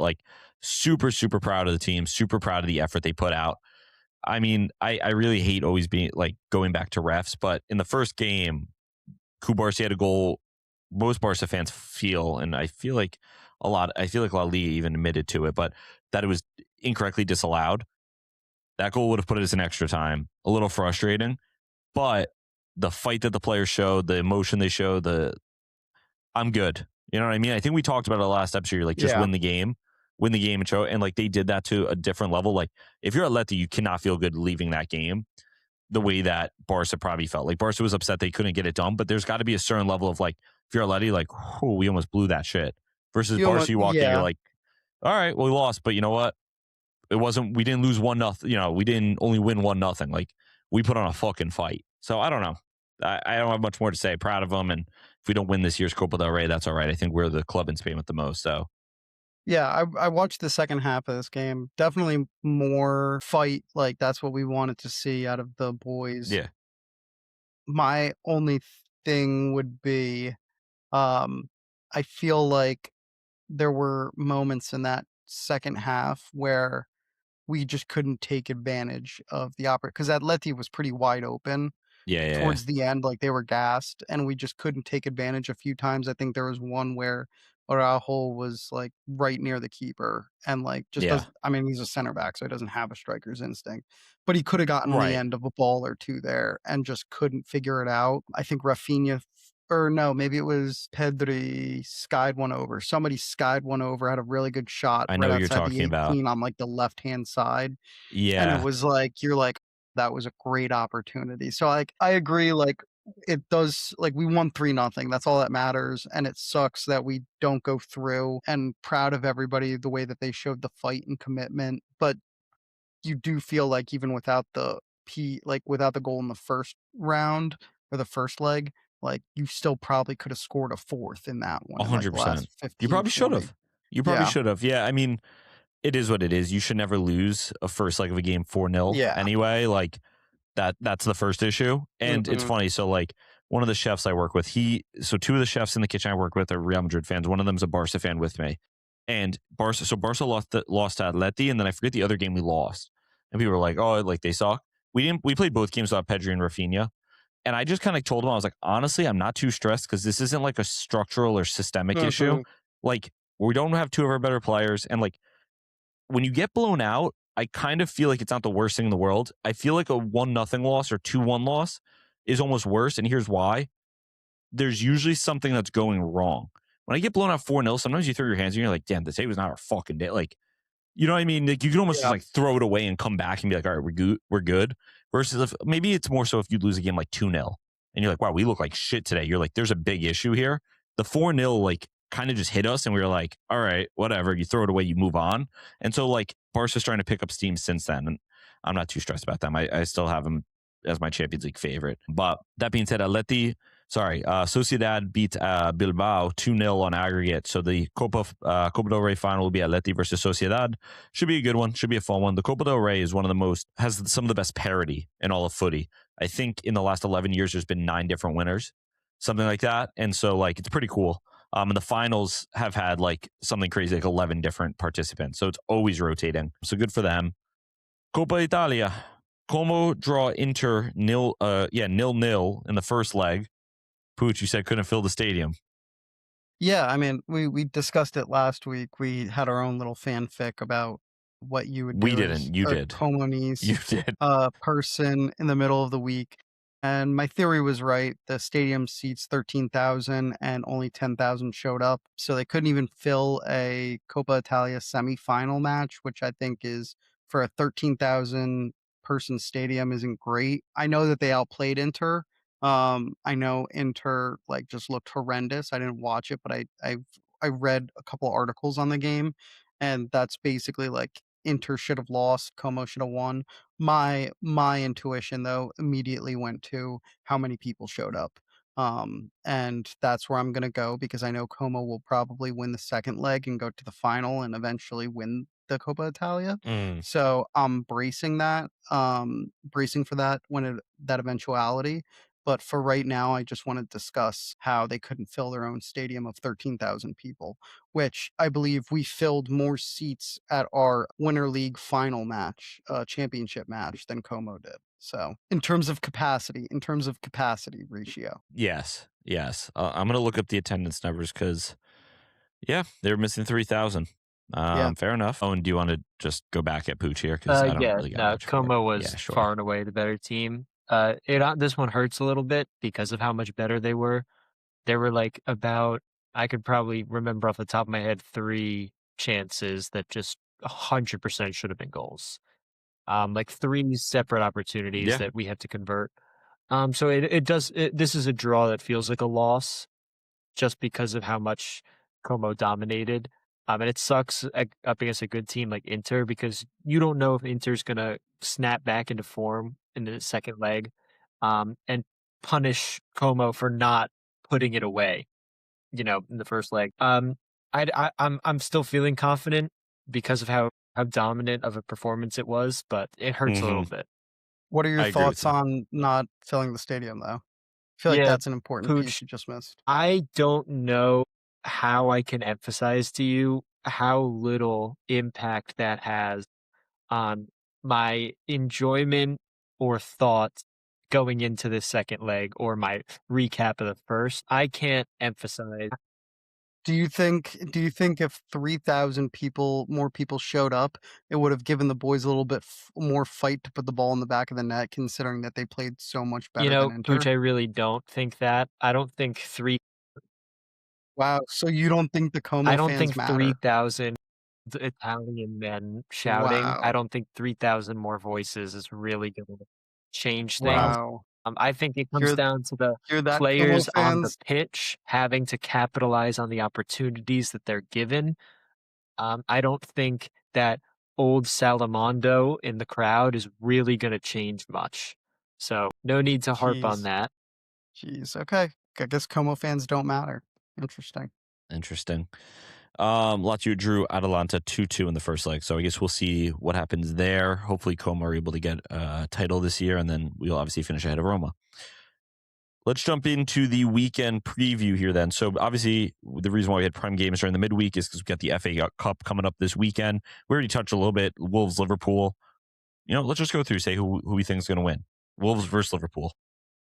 Alrighty, so you've heard me bench about 6 different times in the episode. We are officially going to talk a little Tottenham here. Spurs lose today to Palace, 3-1. Spurs are now 1 point safe of relegation, I guess is how we should start phrasing it. 1 point above Nottingham and 1 point above West Ham at the moment with, I guess, 10 games to play. Yeah, I think 10 games to play here. So certainly not in the worst position in the world, but it is getting very, very real. Performances have not gotten better. The performances have gotten worse. Igor Tudor has not got a point so far, we brought in our Tottenham expert, JEV, who's going to come on and share his feelings. You guys kind of all know, I think, our feelings overall. Obviously not happy, but yeah, I mean, I guess best place to start. Let's just start with the match, JEV. I mean, my first spot that I was going to talk about was, or the first person I wrote down was Van de Ven gets a stupid red card. We get our captain, where you're supposed to be getting our captain back in the next Prem match, and instead we will now be losing one and getting the other. So yeah, I'm just going to let you guys kind of rip and we'll go from there. I think it's so ironic that I think we could have one of the best center back duos in the league, but they just always seem to find a way to never play together. When do they play together? Yeah. One's injured, the other's injured. They're both injured at the same time. Last season, we had Archie Gray and Ben Davies as a center back duo for months. This year, injury problems here, there, suspensions. Romero's out for 3 games. Hey, Romero's back next game. Nope, Van de Ven's out for now 3 games. It just never ends. And we are in the most dire situation personally I've ever seen in supporting this team. And I think people can argue in the history of the club. It is totally untenable. The ownership is horrendous. We thought Levy leaving would be a positive, but somehow it actually has gotten a million times worse. And it's clear to see that he was papering over the cracks of a horribly constructed ownership group that just does not, A, know what they're doing, or B, care. Profit over glory. Yeah. Obviously, I'd agree with you there. And we could go back to when, Levy was, I guess, I don't know if the word is sacked or gotten rid of or whatever it was. Mm-hmm. I remember it was like, I don't want to say bittersweet, but there were some fans saying, like, just be careful because it could get worse. And in the moment, and I mean, like, I remember in the moment, even myself thinking, like, it could, but I think we're Gucci. Like, everything seemed like it was on the up. We had just won a European title. Thomas Frank getting hired, like, a lot of Spurs fans, and JEV especially, like, did not want to see Postecoglou fired. And I think all of us didn't want to see the man fired. I think tactically you could have different opinions one way or another. But I remember when Frank got hired, it felt like a smart decision. And it felt like we were making smart decisions. We were giving it a go in the summer, this and that. And then all of a sudden, it has completely fallen on its face. And it's just like, I thought it could get worse, but I didn't think it could get this bad. Like, I thought it maybe go to a point where, like, maybe we're playing a style I don't like, or maybe like we don't spend for another year or two. Like, I did not ever imagine that we'd be sitting here having conversations in the middle of March and not saying like, oh yeah, we could be like legitimately like, so we're in a relegation battle and we look the worst of the relegation teams. I mean, Wolves, we were talked about earlier in the episode, JEV, or I guess at this point later in the episode, mathematically, like, they are not eliminated from relegation and they're playing better footy than us. Like, we should be the last team in the table right now. On form, we're the worst team in the league. You can't shake it any other way. Easily. And part of that, Tudor needs to be sacked. I don't know. He was kind of an appointment that a lot of Spurs fans said, oh, he's a firefighter. He's going to do it. And I was one of the people that said it on the show that, he's going to get us out of relegation. I don't know. Can I be honest with you? I see people saying that, and I really don't know what to think if that's right or wrong, because I don't know if you can blame him. I think it goes so far above him that I really don't know if that's the right way to go, because this guy was a awesome, like, pretty good interim manager 2 times now for Lazio and Juventus. He came in, he saved their season. So why are we supposed to expect that it's his fault when this whole ownership brought in Frank? And honestly, what I phrase it now is, I think we were all collectively hoodwinked into thinking that Frank was this great appointment, because what team in the history of sports fires the coach that ends your trophy drought, and then now we bring in this, like, which at the time you can just get, like, he was the most, like, which we've said this, privately to each other or in group chats, like, corporate like efficiency guy, which I think I've now realized Brentford is such a well-run team. It doesn't matter who's coaching them. They bring in people with no experience, and just the Brentford machine is so good that it makes people look better than they are. Like I saw a video that was basically describing every coach who's left Brentford. When they think they're better than Brentford, they go somewhere else and they fail. Yeah. Repeats that process and I mean, a bunch of times. The best example, right, is Brentford appoint their set piece coach as their manager, and they are doing arguably almost better than us. Than they were. 100% better than us. Not arguably. No, better than when Frank was there. Oh, yes. They're having, they were at, I don't know where they are right now in the table. At one point, they were 6th or 7th.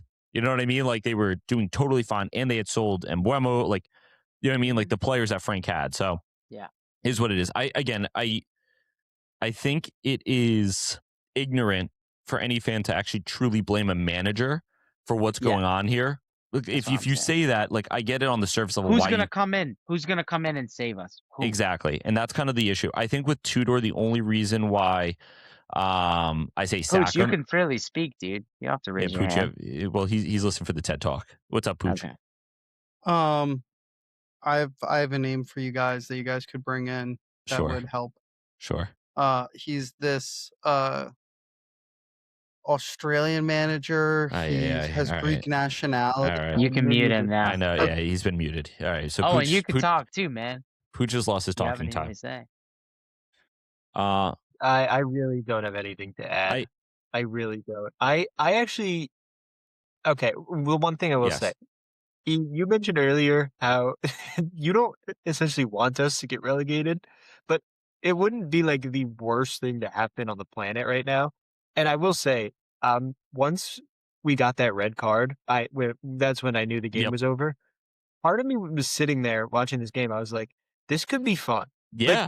Like the idea of us in the championship was more than just like this like far-fetched hilarious concept. It was in my head as this very real future. Crazy. And I had a good time with this fun pliable idea in my head. We're playing some young academy players, you know, we're signing some hidden gems that maybe could flourish once we make it back to the Premier League in the next 5 years. Like there's a lot of like fun things that could come of this. Dane Scarlett, Mikey Moore, Luca Williams, Barnett, bro, Dane Scarlett, Janai Byfield taking over. Spurs need to move on Dane Scarlett. Dude's 22. Dude is 22. He's not okay, sorry. Will Lancashire. I'd rather hear that, honestly, at this point. Dane Scarlett, like, and I was a guy that, like, JV Donnelly. Yeah, well, that's part of the issue. And, you know, and you referenced it, right? And JEV, this was before you got on the show, but a big thing I was saying was I don't want us to be relegated, obviously, but I think looking back in 10 years, it might be the best thing that could happen for the club. Like, it might be something where, like, the next 2 to 3 years, like, they obviously probably get promoted after 1 year, ideally, like, knock on wood.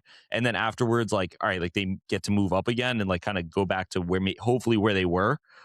It might be the best thing that happens to the club. Because thought of that for a second, but what if it, like, bankrupts the team and it's just a total free fall, and the next thing you know, they're a non-league team? Like, what? That could happen. If they fall all the way to non-league, that'd be crazy. I mean, that's that's, you know, exaggeration. But that'd be like, okay, but imagine how goddamn that'd be kind of awesome. Crazy. That's not that crazy. If a club as historic as Tottenham Hotspur just dies, that would be hilarious. All our lives would collectively be better. You have to make enough money to keep that stadium, right? So what the fuck's gonna happen to the revenue? Like, obviously they have concerts and stuff, but like. Pooch. One second, Pooch. I don't know. Like, when has this ever happened? It's insane. It could happen. I think Beyonce is going on tour soon. I was just about to say, Swift. We're gonna I think they will keep the lights on at Hotspur Stadium. Also, the Skywalk. We can just open it for night skywalks, and also you can now euthanize yourself off it. That's not a good idea. Why? Suicide. No, 100. Well, it doesn't have to be just during the night. You could do that at any point. No, we're gonna do. Yeah, again, you could honestly maybe you could pay to go do that at the Skywalk. I don't know. I think a lot of Spurs fans will want to kill themselves. To dare is to dive. Yeah. I think it could be a good form of income. Yeah, I mean, this is just absurd. That this is also you guys could what's your ownership group? Enoch? Yes. Enoch out. Yeah, Purple and gold. They could always. It seems like Goodell wants to start a European division for the NFL. You guys could always create an NFL team. Bro, Jeff is such a dork, man. He said Enoch out, hashtag, and said purple and gold, man. You're such purple and gold, man. The purple and gold army on Twitter, X, whatever. Yeah, give us an American football team too. We'll be like literally worse than the Jets. Whatever. Let's get back to there was relegation in football. The Jets and Giants who had both been relegated several times by now. We'd be playing. Wait. Also, I missed this in the beginning, so I just have to do it now. But that's not the sound that I wanted. That's terrible. There we go. The alarm bell. They should be ringing. And Johan Long and Vinay Vikawakan, whatever his name is, should be in the gutter outside of Tottenham Hotspur Stadium. What are your thoughts on the youth scout who said he's never going to let the Tottenham badge touch his chest? Absolute donut, and he got fired immediately after that. So that was one of wait. Let's take away the club stuff, like Tottenham Arsenal. Just that is one of the dumbest things I've ever seen somebody. And I work in professional sports, and I have worked for teams that I am not a fan of. Like, what are you doing? If you want to say to your boy, it's like you make a joke and say it to your boy. That's one thing, but you go on your Instagram and thought nobody was going to screenshot that. And if you did get caught, you were like, all right, whatever. It's like, what are you? I'm more mad that my haters finally got me that day. There was one guy that's hated that dude for years, and he was waiting on the moment for him to slip up. He saw that on Instagram, screenshotted it, and put it everywhere. Yeah, he has dangerous men lurking in his following, and he needs to figure out who it is. Yeah. Back to actual proper Spurs. At the end of the day, they got to get their shit together. Whether it is Tudor or not, I don't really blame him. I just also haven't seen any sort of bounce with him where it's not if we still weren't getting results, but the footy got better. I think I'd say all right, it's just untenable. I think for me, it's the lineup choices have been strange. Today, Archie Gray at right wing back and then Porro at right center back. I didn't really understand that. There's one player on the field I feel really needs to play a certain position, and Pedro Porro right mid, that 3-4-2-1, that is really his position. We just kind of need this. Yeah, we need to kind of spam crosses and somehow we put Pedro Porro, who's 5'7", by the way, at center. That wasn't the reason we lost.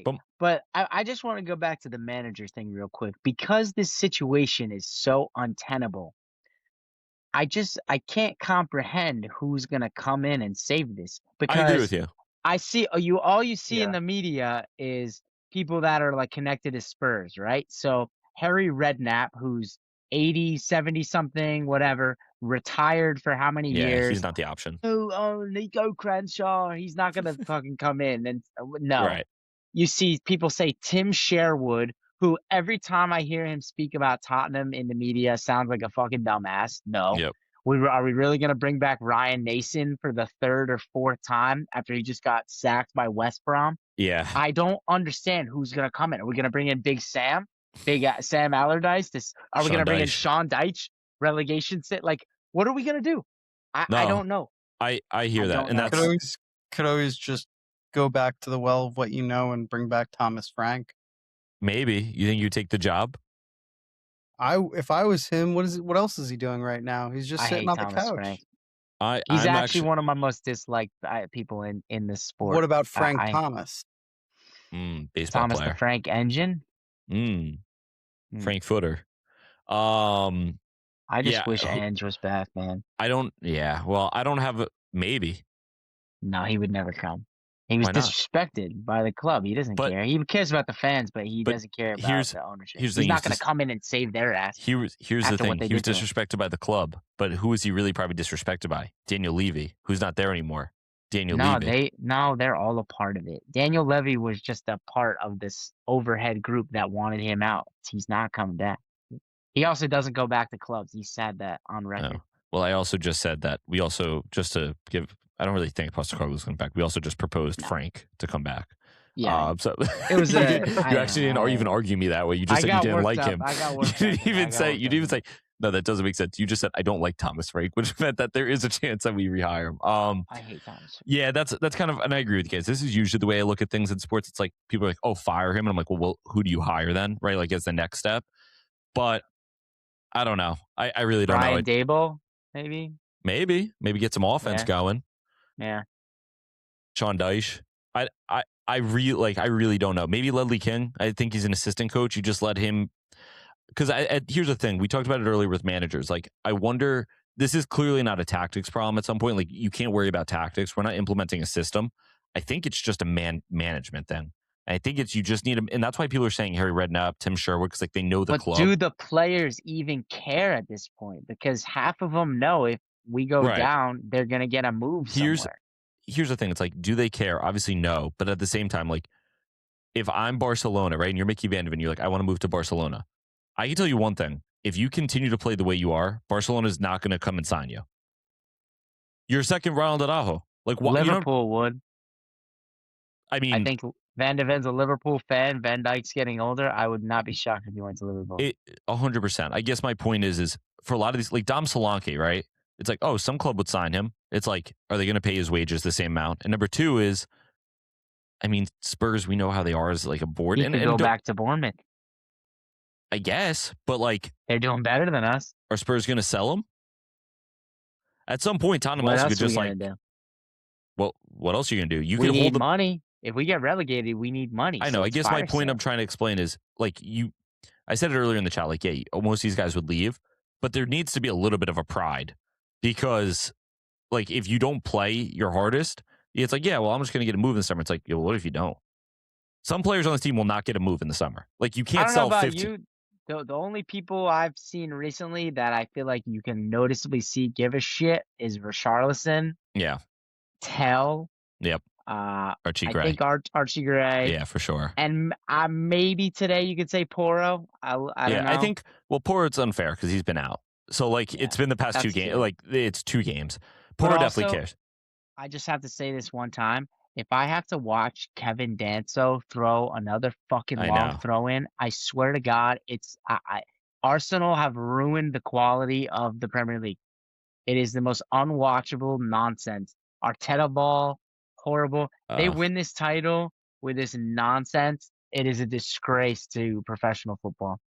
Well, Pucc had his hand raised already. We literally spent a good 15 minutes on this. We can finish up soon. It's been me versus Pucc here. No, me and Pucc had a separate 15-minute argument about that. But Pucc, your hand was raised. Why don't we not get into that last point from JEV? Why don't you? Yeah, I wasn't going to get into it. I just wanted to say, are you guys concerned you guys might be following down a Leeds United path where you get relegated and then you spend a decade in the EFL bumping from Championship to League One and then finally get promoted again and then go down within a year and a half after you sign an American manager, after you fire your Uruguayan manager, and then you get re-promoted with a German as manager and do pretty well, but still might get relegated.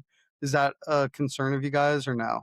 All I heard is American manager in that, and then I got PTSD of Greg Berhalter as Spurs coach. So I'd get Greg. Maybe Greg's the guy. Greg Berhalter and Thomas Frank are right there for me in hate watch. I hate them. No, we'd probably follow an Aston Villa path. Maybe not as long down there. But I get Mikey Moore being our Jack Grealish. Well, on the flip side, does Mikey Moore want to play in the Championship? Mikey Moore doesn't have a say. I think he would say, yeah. I mean, here's the other thing is, I get what you're saying, does he want to play in the Championship? But also, like, you know, you're an academy player. You're 17 right now. He's not 17. 18? He might be 19. No, he's younger than Lamine Yamal. I thought he was 26. No, he's younger than Lamine Yamal. That's Dane Scarlett. He's 18. He turned 18 in August.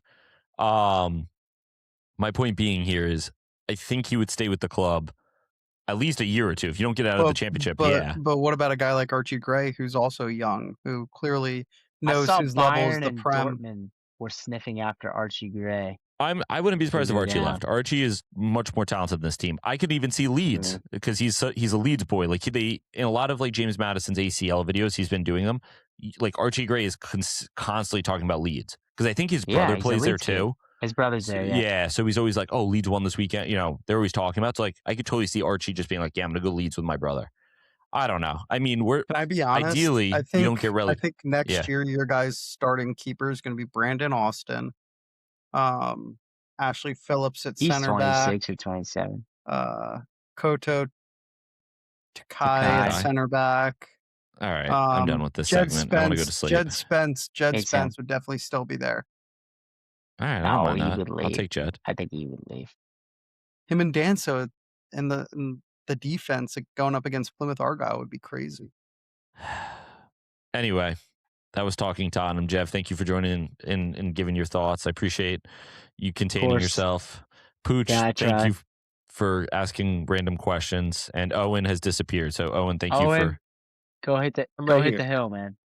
I'm right here. You don't have to question my loyalty and support. No problem. I never did. I've always been right here for you, Jev, when you're here to rant about Tottenham. Right. That's why our screen was blank for like a good 2 minutes.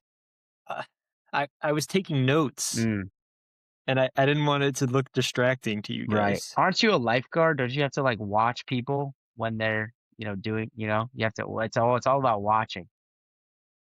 Right. Yeah. Right. So I don't want to do that off the clock. Oh, okay. See, that's my break. That's your first mistake. A lifeguard is always aware. I think this episode needs to I'm end. done. Yeah. I'm done. All right. We're moving on to a midweek preview.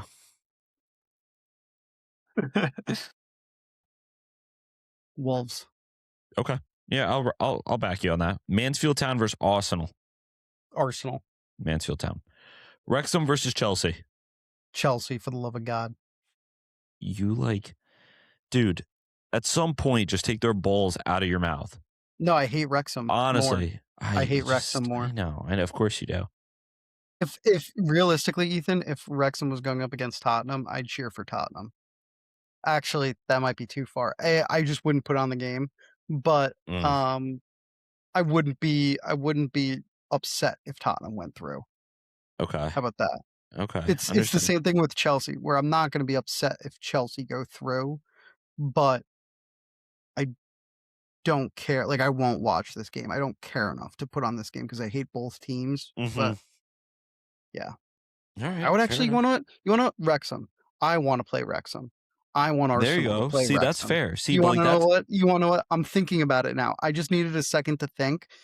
I want Wrexham to win, so then I get to play Wrexham. You see, this is something that's has not very been Arsenal all year. Like Arsenal kind of is just like whatever. Like, say you want Bama. You know what I mean? No. You should say we want Bama. This is the equivalent of wanting Kennesaw State, but I just want to put like 6 by them and like let them drink my tears. I'm all about that. See, but that's what I'm gonna root for Chelsea. I want them to lose. I want to be the one. I needed a second to think about it, and I gave myself a second to think about it. Okay, like that's when I talk. Like when I say this is a conversation we could have off the pod. But I'm gonna have it here. Like when I say stand on business, stand on business. Like you know what I mean? Like just stand on that shit. Like you hate Wrexham. I just did. Well, thank God you finally did. You haven't waffled this episode yet. I thought you were gonna waffle when we were talking about Arsenal before. No, I didn't waffle. No, you didn't. I was proud of you. That's why I didn't really go at you too hard. Because you didn't waffle. I wasn't going to, not reward that behavior. Same thing with Owen. Owen sometimes waffles and takes your side on shit. When, I guess, I don't know. I like when people take my side. Stand on business. I'd rather be wrong but be myself than right and not me. That was awesome. I don't know. Thank you. Stand on that shit. I hope someone's driving to work right now and just they just quit their job.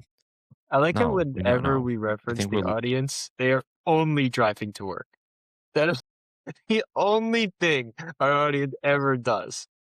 I just like that. Let's go through real quick some things they could be doing. Driving to work, all right.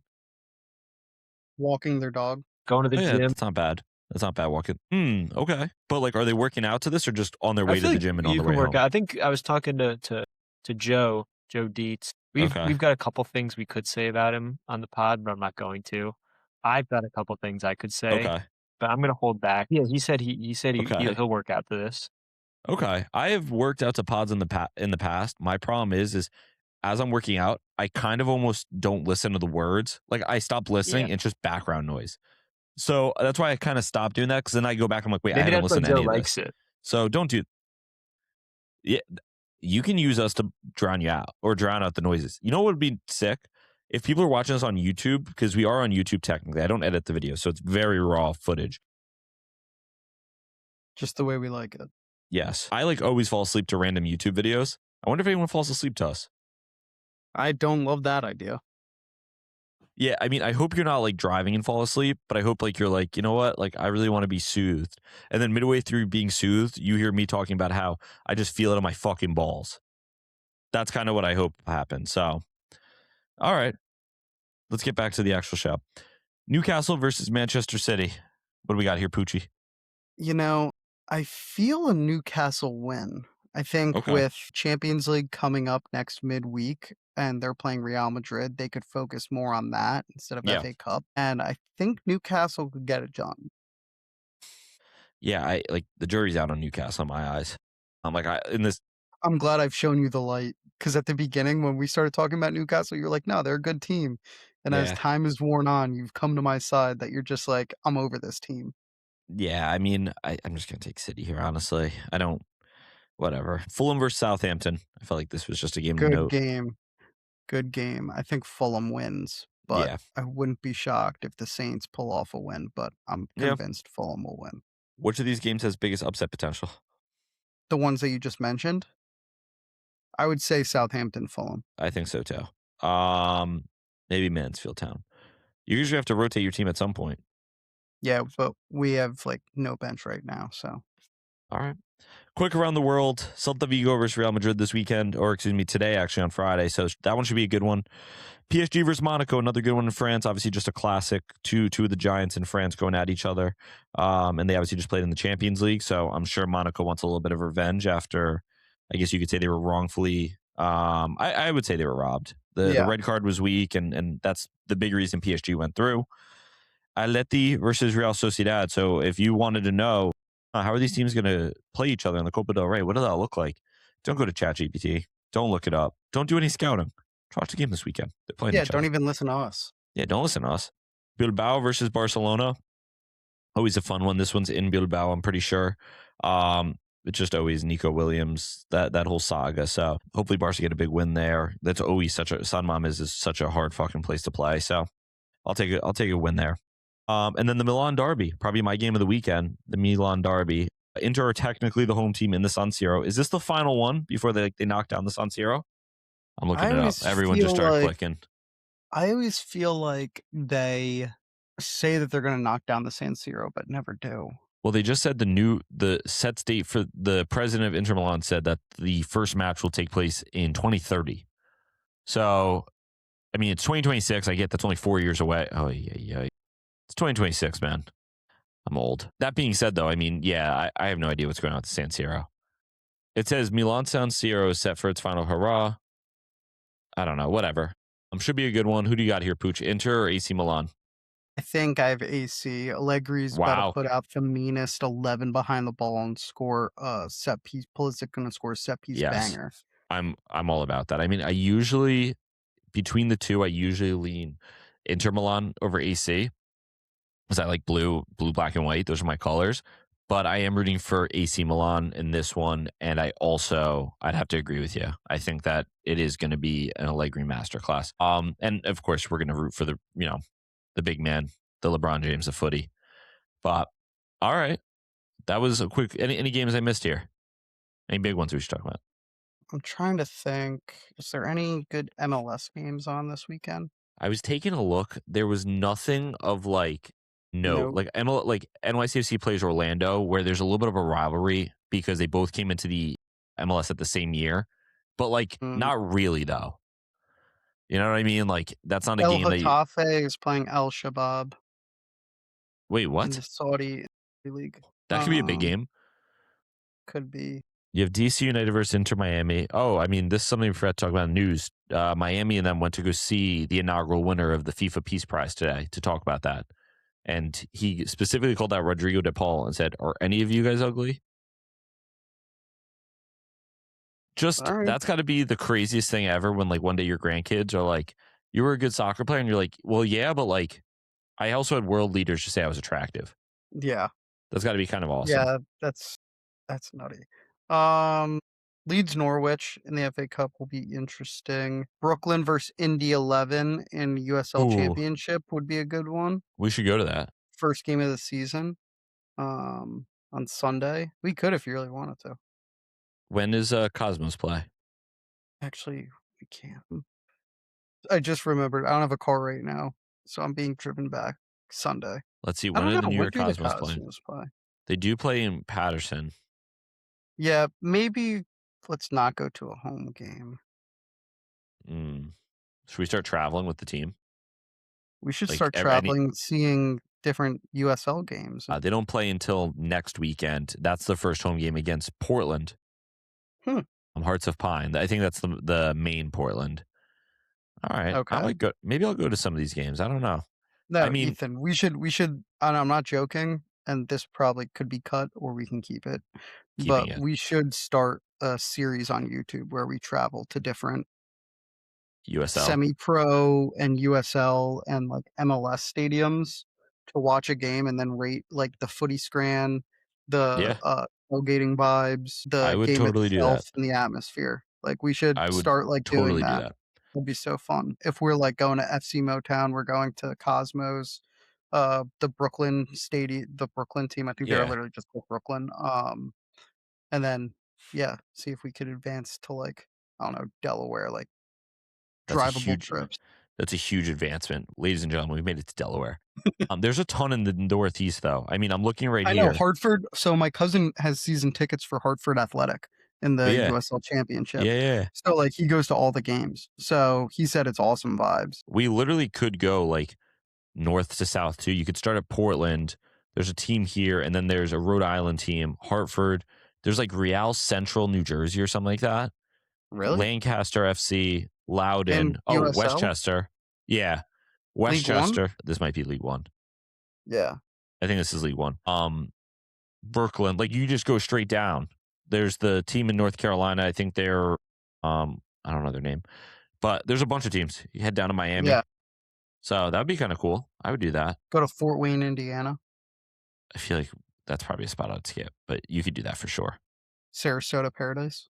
That's actually kind of a sick name. But all right, let's get into the footy golf. The people don't want to hear about you and I's travel plans. Mr. Owen, this is the part where you take over the show and I get to chillax. I hope you've been looking forward to that. We got 6 holes here with a 7th bonus hole. In case you guys are feeling crazy for a bonus hole. I've always loved when I get to find or you find that bonus hole. Yep. So yeah. Owen, how many holes do you have? So we're gonna get into the foot golf. Thanks again, producer Mike. And this first one, par 4. This team here we go. Was the first team ever to use ball boys. First team to use ball boys. Where do we think here, Pucci? First team to use ball boys. I kind of feel like this is going to be Scandinavian because they're really efficient. IKEA FC. Is that true? Not it. That's your guess. This team was the joint first, along with 3 others, to wear numbers on their kits. This I do feel like. Wait, okay. This I feel like is England, and I say that because that's where like when someone's like, "Oh, he's a 6." Yeah. Use your starting lineup had to be like players 1 to 11 or whatever. Yeah. One of the original teams could it be Notts County? Oh, I like that. It's not Notts County. This team was once sold for the joint lowest fee ever for a sports franchise. Pooch, I liked where you were going, Notts. What are the oldest teams in world footy? I mean, Preston's up there. I was going to say Preston. Do we go Preston? Preston North End. But it's not that right. Yes. Good guess. This is for par. Good guess. This is your 4th hint. This team's original badge depicted a military veteran. A military veteran? When you say military, Think you're about saying it like an actual like a human being that has a name, or you're saying it was Oh, actually, yes. Yes. it. Just think about the team, like the nicknames of teams, though, Ethan. the generals, the sergeants, the colonels. I mean, I don't think Arsenal would be it because their original was just an A, but Arsenal's kind of warlike. Aston Villa, the villains wouldn't be. United Red Devils, no. City Citizens. Let's be clear too. Are we sure that we're in England? No, we're not. He didn't give any of that away. Right. So that might be on us. But think about like it would be like World War I probably. Yeah. It would have been yeah. Uruguay didn't, I mean, they were around, but Argentina and Uruguay weren't as heavily, like they were still amateurism. So like their club wouldn't be sold for anything. So I don't think South America, Brazil wasn't as big. So I don't think we should be thinking Americas. I think we should be thinking more European.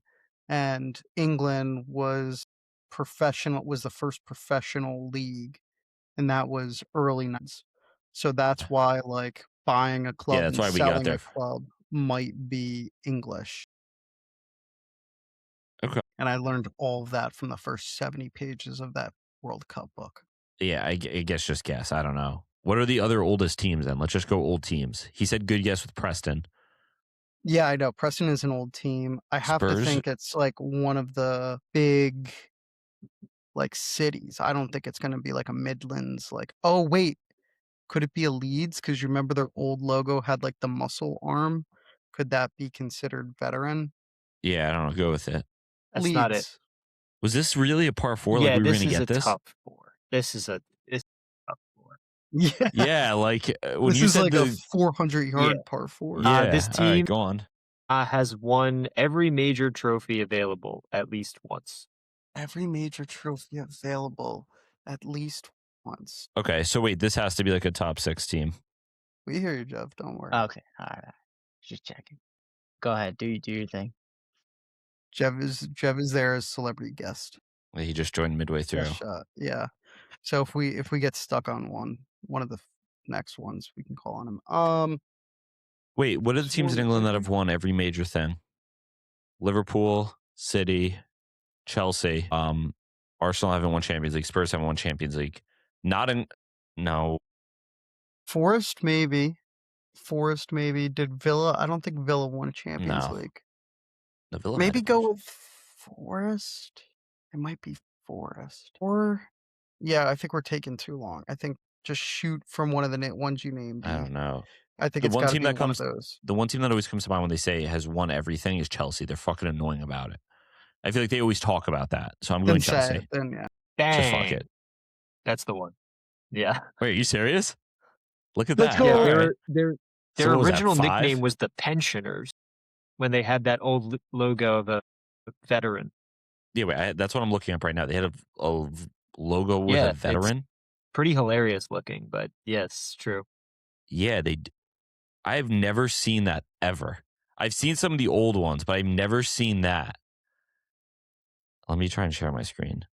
All right. That was, I guess we could have done City or any of those other teams, but Chelsea just kind of felt right there. It's a tough part for it, but getting out of there with a bogey is not bad. Not bad at all.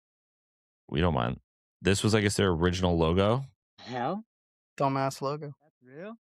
Yeah, I guess so. I mean, obviously, I think that's like a new version mock-up, but that's ugly. Yeah. Makes sense, though, because it actually kind of looks like an oligarch. So it kind of makes sense in the history of the club. There you go. All right, hole number 2. All right. This is a par 5. And this first hint is that this team has the largest fan base in their nation. I don't know. Gotta be Barcelona, man. Hey, I wish. In their nation? What's a team that's like widely loved? Like PSG definitely doesn't. Italy, that's tough. Maybe think smaller country like a Netherlands. Yeah, Ajax. No, Ajax is probably split, or Amsterdam's probably, Netherlands is probably split between like Feyenoord. Maybe FC Molchan in Denmark. Oh, that's not bad. Or Young Boys. Young Boys could be a good one. Loved worldwide. Yeah. Let's go, That's young not boys. it. This team's iconic jerseys were inspired by a design from a friend of the founders, who was a Notts County supporter. Yeah. Wait, So say that again? Thought that was going to go a different way. Wait, no. I know it. It's Juve. It's Juve. It's Juve. I've read this story. The Juve board was inspired by Notts County because Notts County wears black and white vertical stripes, and Juve wears black and white vertical stripes. They went on a friendly tour in England, Yes. saw that, and were like inspired by it. I actually have heard that. That is accurate. Juventus. Final answer. You've done it. Let's go. All right. Was that an eagle? Fire. Bumbleclot. Albatross. Beautiful. All right. That was a 5? That was a 5er? So for those that are hearing his voice right now, JEV has joined us. I've earlier in the episode probably insinuated that we're going to talk Spurs and save it for the end. So he's joined us here at the end. So he's going to help us with the footy golf, and then I guess you'll hear his Spurs rant in the middle. Hell yeah. But hole 3, let's keep it pushing here. Par 3, and this team plays in South America. Boca Juniors. Easy enough. No. Don't say that. Don't say it. We already said River Boca. Plate. Yes. That's not it. This name, this team Good is guess, named good guess. directly after somebody. Okay. My first thought is Colo Colo. Because there's a picture of the guy on it. Do it. Yeah. Y'all Colo are on Colo. a hot streak right now. Oh, Mike. So this must have been why Mike was looking into he sent us pictures, like the Chilean league, like they have some really crazy teams. And he sent us a picture because they have crazy team names. Now, I know Colo Colo because I had an old coworker that was Chilean and used to wear the jersey, and there's like a Native American on the logo. And so, okay, look at me. But you guys are really using this is beautiful. This is what foot golf is all about. So let's get into hole number 4, and this is the par 5. My favorite. Should I join in this, or should I stay away? No, you're good. I just introduced you. Okay, all right. If not, I'll kick you out. I'm going to lock in now. This team was founded during World War II and won the league title in their first season. Got to be an Italian team. Why? Mussolini had those boys on wraps. What's the pretext of this whole thing? Is there like a constant throughout every one? No, it's just golf. It's just golf. Every hint. Clearly not an listener. Every hint. Time out. I have a busy life, all right? I'm just a special guest. World War II. Is anyone else thinking Germany? Was Bayern pre-World War II? Bayern was definitely yeah. Because they had that Nazi logo. They had the swastika logo. Yeah. No, they were definitely pre-World War II. Okay. But I like where your head's at in terms of, Right? I think it has to be an Axis power. I think it has to be either Italy Which or I like. Germany. I like Juventus. That's not a bad shout. Obviously, I'm not saying any of these as an answer yet. But... Well, can you just repeat it one more time? Lazio? Maybe try Lazio. I like Lazio. It's not Lazio. This team was founded from 2 local rivals merging. It's a lot. Is it? And it could be outside top 5 leagues, right? We don't maybe really anything. know. We don't know where it is. Yeah, we just know it was founded in World War II and merged 2 local rivals. I'm thinking bigger league more than smaller league, right? Yeah. I still think it's either Germany or It Italy. also won the league in its first season, by the way. You forgot that detail. Could be England. We haven't said Juve, right? Could it be Roma? Yeah, but Juve was already picked as an answer for okay, yeah. okay. It could be Roma. I'm just confused about the 2 rivals thing. Right? It's 2 coming together. Roma was founded by a bunch of other clubs coming together. It isn't AC Milan, is it? Did they have something like that in the beginning? I have no idea the background of AC Milan. I honestly, that might be my guess, thinking about it a little bit. Was AC Milan founded that's a post really World War II, though? historic club. Ooh, I don't know that. Yeah, I don't think so. I assume dude, World War II is the what is that? The 1945. 40s? Oh no, so we can't. No, it's not AC Milan, right? I think they were around like 1800s or early 1900s. I assume so. Germany. I throw out a guess. I don't know. Hertha Berlin. That's not it. Your third hint is that this team is one of the best in the world for generating profit from non-academy players. So from selling non-academy players, they generate some of the most money. Is this? No, I was going to say Brighton, but that's probably not it. Benfica? Chelsea's a big selling club. Yeah, Chelsea was just the last answer too, though. So that doesn't count either. Yeah, so shit. I mean, it could be Chelsea. But no, Chelsea were found it. We just said. Wait. I like that, Pucc.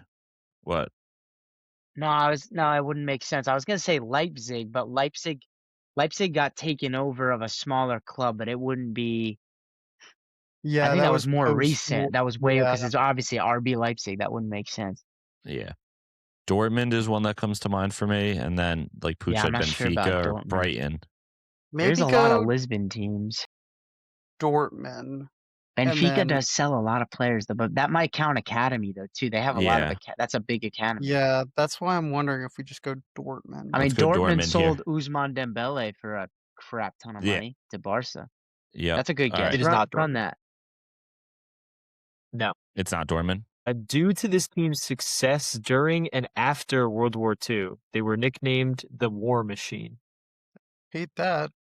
Success during and after World War II. I feel like if it was after World War II, might not be Germany. They were focused on other things. That's crazy.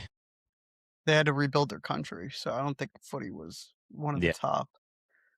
So it makes me feel like, is Italy? Can I throw out a curveball? Sure. Yeah.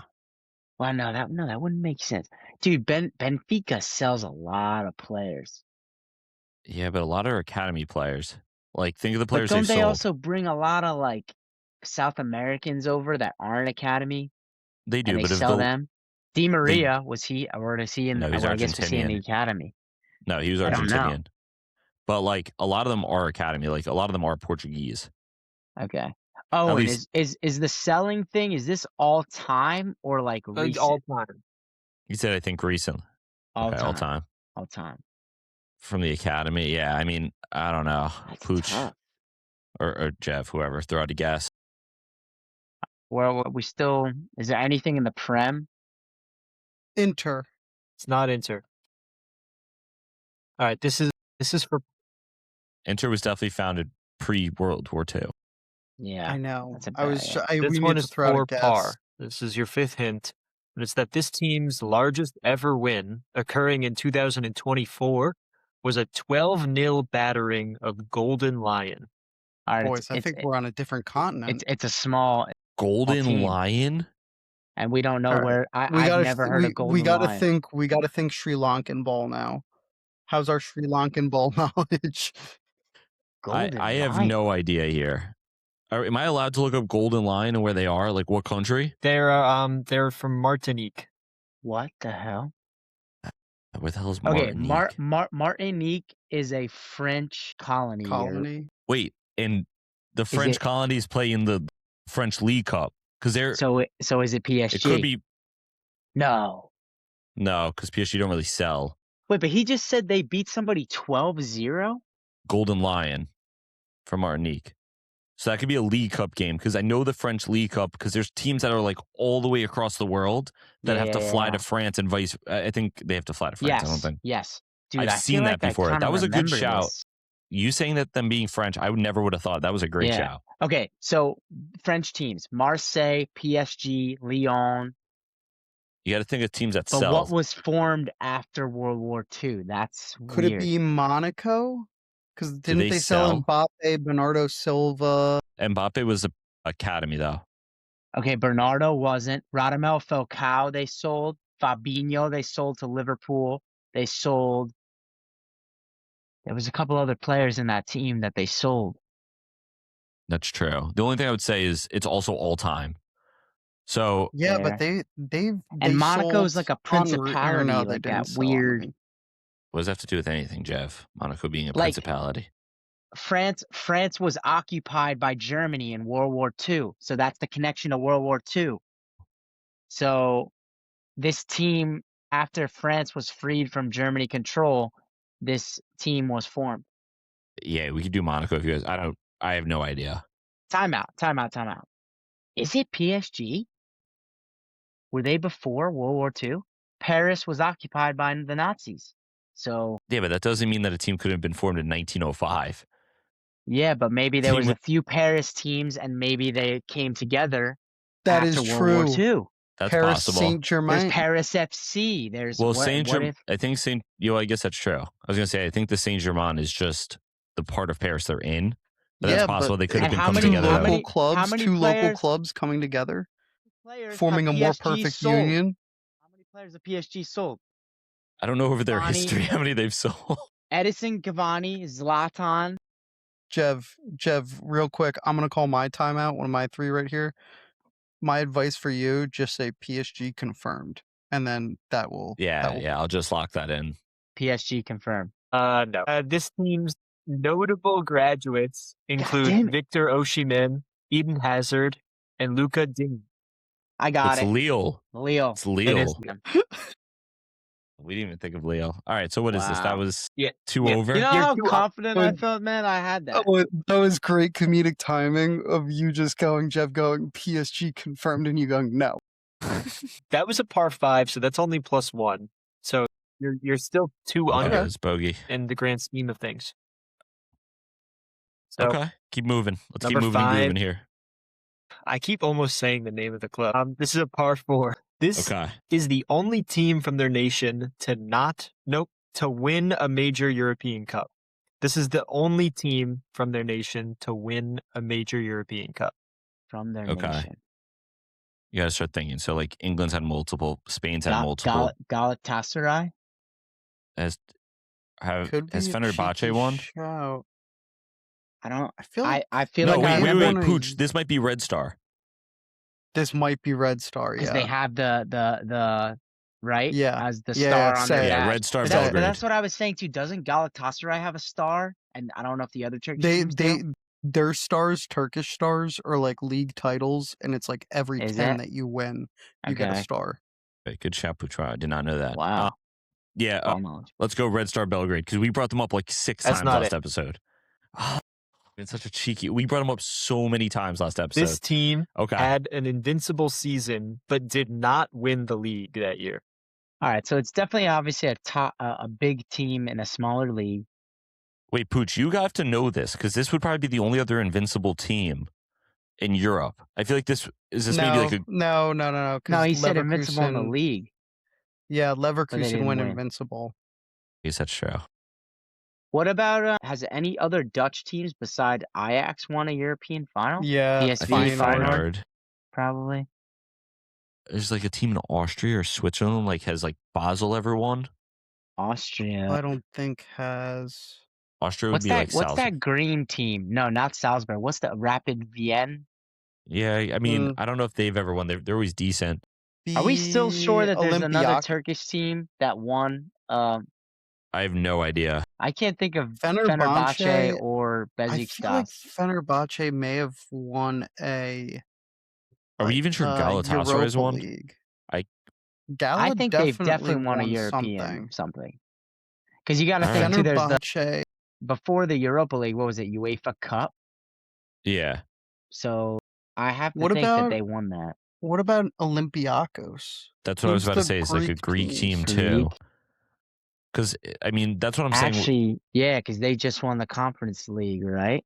Yeah, let's do Olympiakos. I like that. That's a good guess. That's a league you could definitely go invincible in and not win. It is not Olympiakos. This team has the most leagues and most cups in their nation.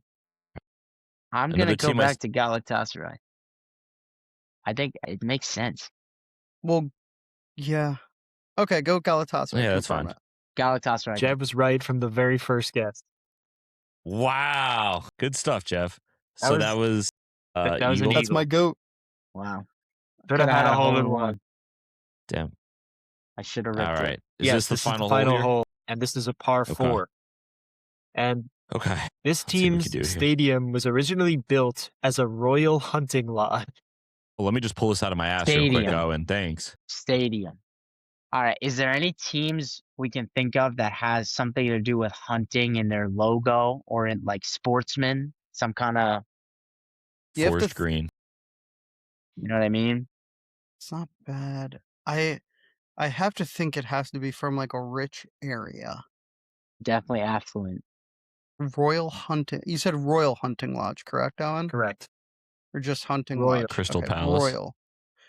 Crystal Palace was named after an actual like crystal arboretum. Palace. Yeah. My mind's going like England or maybe like Germany though. Right? One of those two. Yeah, I could see that. I'm not anywhere with a royal family. A royal hunting lodge. I kind of feel like this. I'm kind of with JEV on like the England vibe. Okay. I just feel like, yeah. What about, isn't there, what's the, I mean, this could be totally like way off base. What's that one English team that I think the logo is like antlers? I was like just about to. Are you talking about Mansfield Watford? Town? Is that it? Watford? Mansfield Town. Doesn't that have antlers as the logo? And they play Arsenal this weekend. That's why it came to me. Mansfield Town. You want to rip that? That's not it. Yeah. Fuck. This team. Watford. This team once had a statue of Michael Jackson in front of it, but it was removed in 2013. That feels like Watford because they used to be Elton John is a chairman of Watford. Was a chairman of Watford. Yeah, I mean, wait, are we sure this is an MLS club? No. No. I was just throwing out there. Yeah, let's go Watford. I like that. Yeah, it is not Watford. All right, this is for Birdie. Stadium rip it here. Is walking distance from its biggest rival. Was this Everton and My Liverpool? God, no. Could it be something Notts County and Nottingham Forest? They're within walking distance of each other. That's not possible. A bad shout. I could see Notts County. Wait, isn't Notts County's one of the oldest teams in England? Yeah. Or the oldest. It might be the oldest. Yeah, and that was something that we said earlier too. Do that. Like we were going oldest. I like that. Do we feel good about Are they that close though? Let me just they are very close. They're close. They're like what Everton and Liverpool used to be. Gotcha. That's what my question was going to be. And I like Nottingham is a foresty area because it's like trees and stuff like Nottingham Forest. Yeah, shit. Is it Nottingham Forest or is it because Nottingham is where Robin Hood is based off of? Yeah. I did not know. Wow. But Michael Jackson. Wait, real quick. Footy golf. I think the reason why Ethan loves it is because he just hears a random fact that comes out of either mine or Jeb's brain, and every single time he goes, "Oh my God, wow, I did not know that." Yeah, it's just awesome. But wait, going back to the Michael Jackson thing, it wouldn't be Notts County. I don't think he touched those. Yeah. Because Notts County's been a lower league team they're not going to have a statue of Michael Jackson. So if it's he could have visited. Forest. He could have visited. All right, let's pick one. Let's get it out here. Let's hit the ball. Let's just go Forest. Let's go Forest because earlier the Juventus one had to do with Notts County. Mm-hmm. So let's go Forest. Confirmed. It is not Nottingham Forest. Okay, so wait, what were our hints again? Because you guys just got me thinking about this team. Michael Jackson. Stadium was originally built as a royal hunting lodge. This team once had a statue of Michael Jackson in front of it, but it was removed in 2013. Okay. This stadium is in walking distance of its biggest historical rival. And now this is your new hint, that this team has a history of signing American internationals. Fulham. It's fucking Fulham. Confirmed. It's Fulham. Yeah, that makes sense. Wow, look at that. Was that what the American thing is what got you like? No, it all made sense because Fulham is a really rich area. Right. In London. And Chelsea. Fulham, Chelsea. I didn't know they were walking. I knew they were close, but I didn't realize they were walking distance. Chelsea play on Fulham Road, actually. Actually, now you said, that does make sense. Like, it's just those things that you hear that you just never process. I knew right away. You know what I mean? Like Americans, all that Fulham. Now, damn. All right. I well, that was good. That was good. Special secret bonus hole if you want. Yeah, I've never said no to a secret super special bonus hole. So this is a par 4. And your first hint is that this team is named after a region rather than a specific city. Region. Think MLS. Is there an MLS team that's not city-based? Oh, I see what you're saying. New England Revolution? Yeah. Ooh. Oh, my God. Okay, Pucc, wait, though. That could be it. Is there... I was thinking, like, again, France for some reason, because France has a lot of regions. Does it? Yeah. Like what? Let's just do New England, and then we'll come back to that conversation. It's like, I don't know. I was just in France, and no one talked to me about the regions. Burgundy. I think Burgundy is like a region, not a whatever. It's also a color. Pooch, why don't you? It's a good guess, but it's not it. This team is tied for the most titles. They're the most championships in their league. Tied. Most championships in their league and named after a region. So by championships, do you mean like regular season league titles or playoffs? What do you like? I get. No, I was just trying to trip you up to see if you'd give me an extra hint on it being an MLS team. Yeah, I'm not going to get into that. Answer that. Yeah. Okay, tied league. I'm thinking maybe even Mexico. Wait, I have another like. Club what about like would it be like an Asian team, like Japan or China or some shit? The Shanghai Dragons. I was about to say something like that. Shanghai's a city though. That's a city though, right? I'm trying to think of Europe. Like in Spain, I can't think of a single team that's like just a region. Like there's no Basque, right? Like those no, like Bilbao would be the closest, Sociedad's but Bilbao's a city. Sociedad's a city. Yeah. Like, yeah, almost every team I'm thinking of right now is a city. Mm-hmm. Same thing in England. Like the only thing I'm thinking is England is like maybe there's a chance there's like, I don't know, like a Swansea or something. That's Swansea's a city though in Wales. No, but that's what. But like a Wales, like a Welsh city, like a region or something. I don't know. Mm-hmm. Hard like a northeast. Maybe Germany.